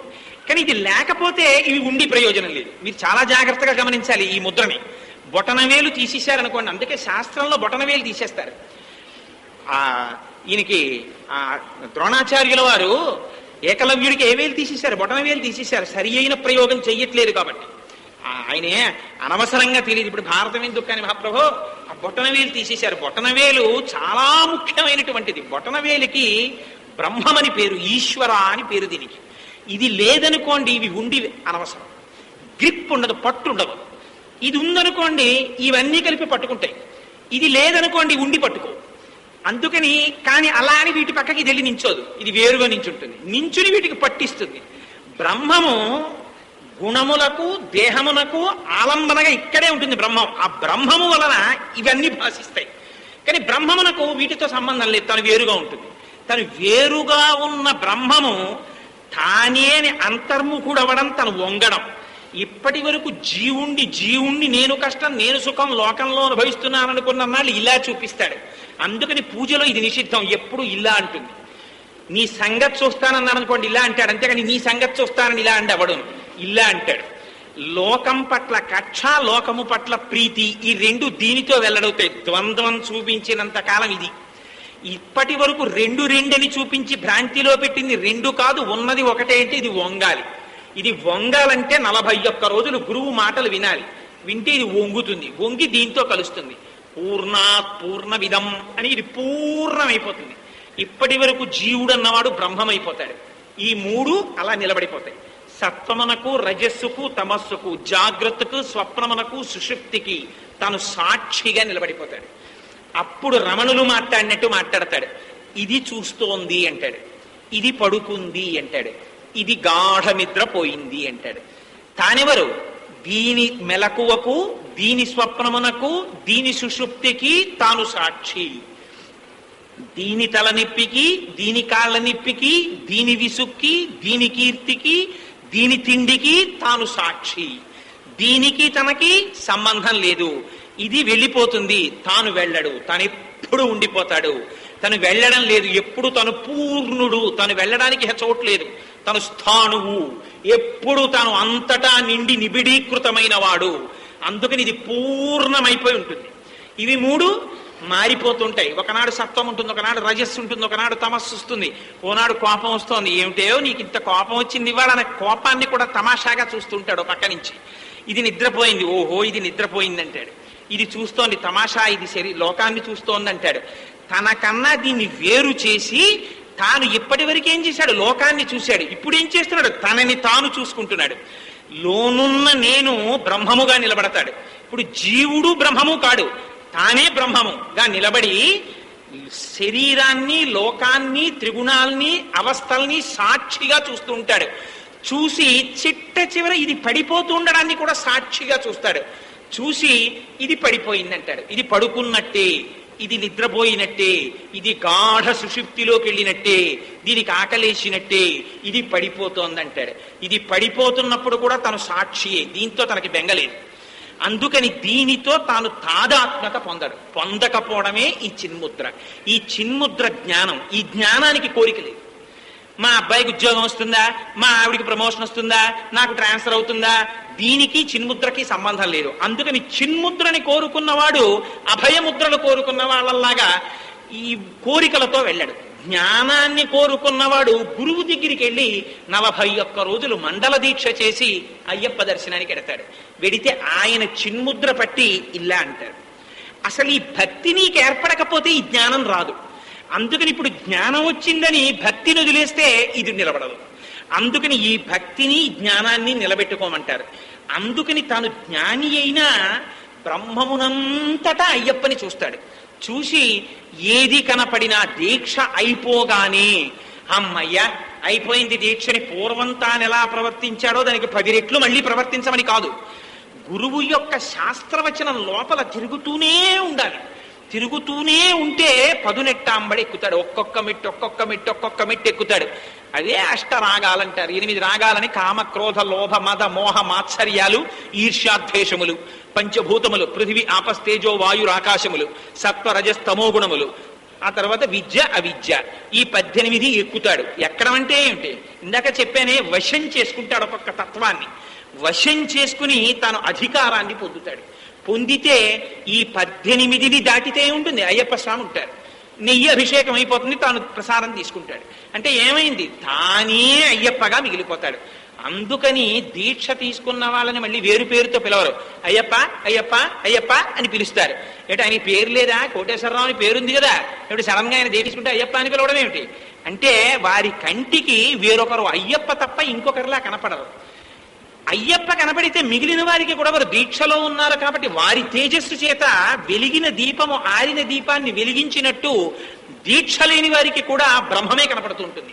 ఇదిగో ఇంత స్థితికి తీసుకెళ్లగలిగినటువంటి గొప్ప దీక్ష అయ్యప్ప స్వామి వారి దీక్ష. అటువంటి మహానుభావుడు, జ్ఞానస్వరూపమై కూర్చున్నటువంటి మూర్తి ఇవ్వలేనిది ఉండదు. తాను ఆత్మయై, పరబ్రహ్మమై, ఈశ్వరుడై, నిరాకారుడై, నిరంజనుడై, సాకారుడై, సదాశివుడై, సద్గురువై అక్కడ భాసిస్తున్నటువంటి మూర్తి మీ స్థాయినే మార్చిన వాడు మీ సామాన్యమైన కోర్కెలు తీర్చడం ఆయనకి కష్టమా? అందుకని అసలు వరదముద్ర అభయముద్ర పటరు అయ్యప్ప. అంత భక్తి కలిగిన వాడిని సర్వకాలముల యందు ఆయనే కాపాడుకుంటారు. ఎందుకని అనన్యాశ్చింతయంతో మాం ఏ జనాః పర్యుపాసతే తేషాం నిత్యాభియుక్తానాం యోగక్షేమం వహామ్యహం. ఆ భక్తుణ్ణి విన్నంటి అయ్యప్ప స్వామి వారే కాపాడుకుంటారు. అందుకని అటువంటి స్థితికి తీసుకెళ్లగలిగినటువంటి మహోత్కృష్టమైనటువంటి దీక్ష అయ్యప్ప దీక్ష. అటువంటి స్వామి దర్శనం జన్మ జన్మాంతర సుకృతం. నిజంగా ఈ కాకినాడ పట్టణంలో ఎందరో మహానుభావులు 18 మాటలు 20 మాటలు 25 మాటలు ఆ శబరిమల వెళ్ళి అక్కడ పూజలు నిర్వహించినటువంటి మహాపురుషులు ఉన్నారు. ఇక్కడ అయ్యప్ప స్వామి వారి ప్రతిష్ఠ సమయంలోనూ కిందటిసారి నేను ఇక్కడ ప్రసంగం చేసినప్పుడు ఆ గురుస్వాములు ఇక్కడికి ఏం చేసి వేదిక మీద కూడా వచ్చారు. ఇవాళ వారు ఉన్నారో లేరో నాకు తెలియదు. ఇదిగో దత్తాత్రేయ స్వామి వారు ఇక్కడ ఉన్నారు. అదిగో అటువంటి మహానుభావులు ఎందరో కాకినాడ పట్టణంలో ఉన్నారు. మరి మన సీమకుర్తి భాస్కర్రావు గారు వారు వారి యొక్క మిగిలినటువంటి స్నేహితుల బృందం వీరందరూ ఎన్నో మాటలు దీక్ష తీసుకుని 18 మాటలు దాటి అయ్యప్ప స్వామిని దర్శనం చేసి వారందరి యొక్క తపస్సుల ఫలితం వారందరూ వెళ్ళి అర్చన చేస్తే ప్రతిరోజు దర్శనం చేసుకోలేకపోతున్నామని వాళ్ళు ఆర్తి పొందితే వాళ్ళ ఆర్తి చూసి భగవానుడు భక్త సులభుడు కనుక శబరిమలై నుంచి నడిచొచ్చాడు స్వామి. వచ్చి ఇవాళ కాకినాడ పట్టణంలో ఇక్కడే వాళ్ళ అమ్మ ఉన్నారు కాబట్టి, పక్కన పాండురంగడు తండ్రి ఉన్నారు కాబట్టి శివకేశవ అభేదం జ్ఞానం. అందుకని హరిహరపుత్రుడై ఉంటాడు ఆయన. ఉండి ఇక్కడే విరాజమానుడై మనందరికీ దర్శనమిస్తున్నాడు. ఇవాళ ఆ స్వామి రజిత కిరీటాన్ని కూడా ధరించాడు. కిరీటాన్ని ధరించడం చేత సామ్రాట్ అవుతాడు, పరిపాలకుడు అవుతాడు. ఆయన ఏ కోర్కెలు తీర్చలేడు. అటువంటి పరమ పవిత్ర సమయంలో అయ్యప్ప స్వామి వారి యొక్క వైభవంతో గురువుల యొక్క వైభవం ముడిపడి ఉంది కనుక నాకు పేరు పేరున వారందరు ఇక్కడ ఉన్నారో లేరో తెలియదు. దత్తాత్రేయ స్వామి వారు అయితే ఇక్కడ ఉన్నారు, ఎదురుకుండా కనపడుతున్నారు కాబట్టి ఒక్కసారి అందరూ చూసి సంతోషించేటటువంటి పరమ భాగవతోత్తములు ఇక్కడ ఉన్నారు కనుక ఒక్కసారి మీరు వేదిక మీదకి రావలసినదిగా ప్రార్థన. ఒక్కసారి ఆ గురుస్వరూపాలని దర్శనం చేసి నమస్కారం చేసుకోండి. దాని చేత అయ్యప్ప స్వామి వారు ఎంతో ప్రీతి చెందుతారు. వారు కాక సీమకుర్తి భాస్కర్రావు గారు ఎక్కడున్నారో ఇంకెవరైనా ఉంటే వారిని కూడా వేదిక మీదకి రావలసిందిగా వారు వచ్చి ఒక్కసారి కనపడి నమస్కారం మనం నమస్కరించిన తరువాత మంగళాశాసనం చెప్తాను, అప్పుడు లేద్దాం.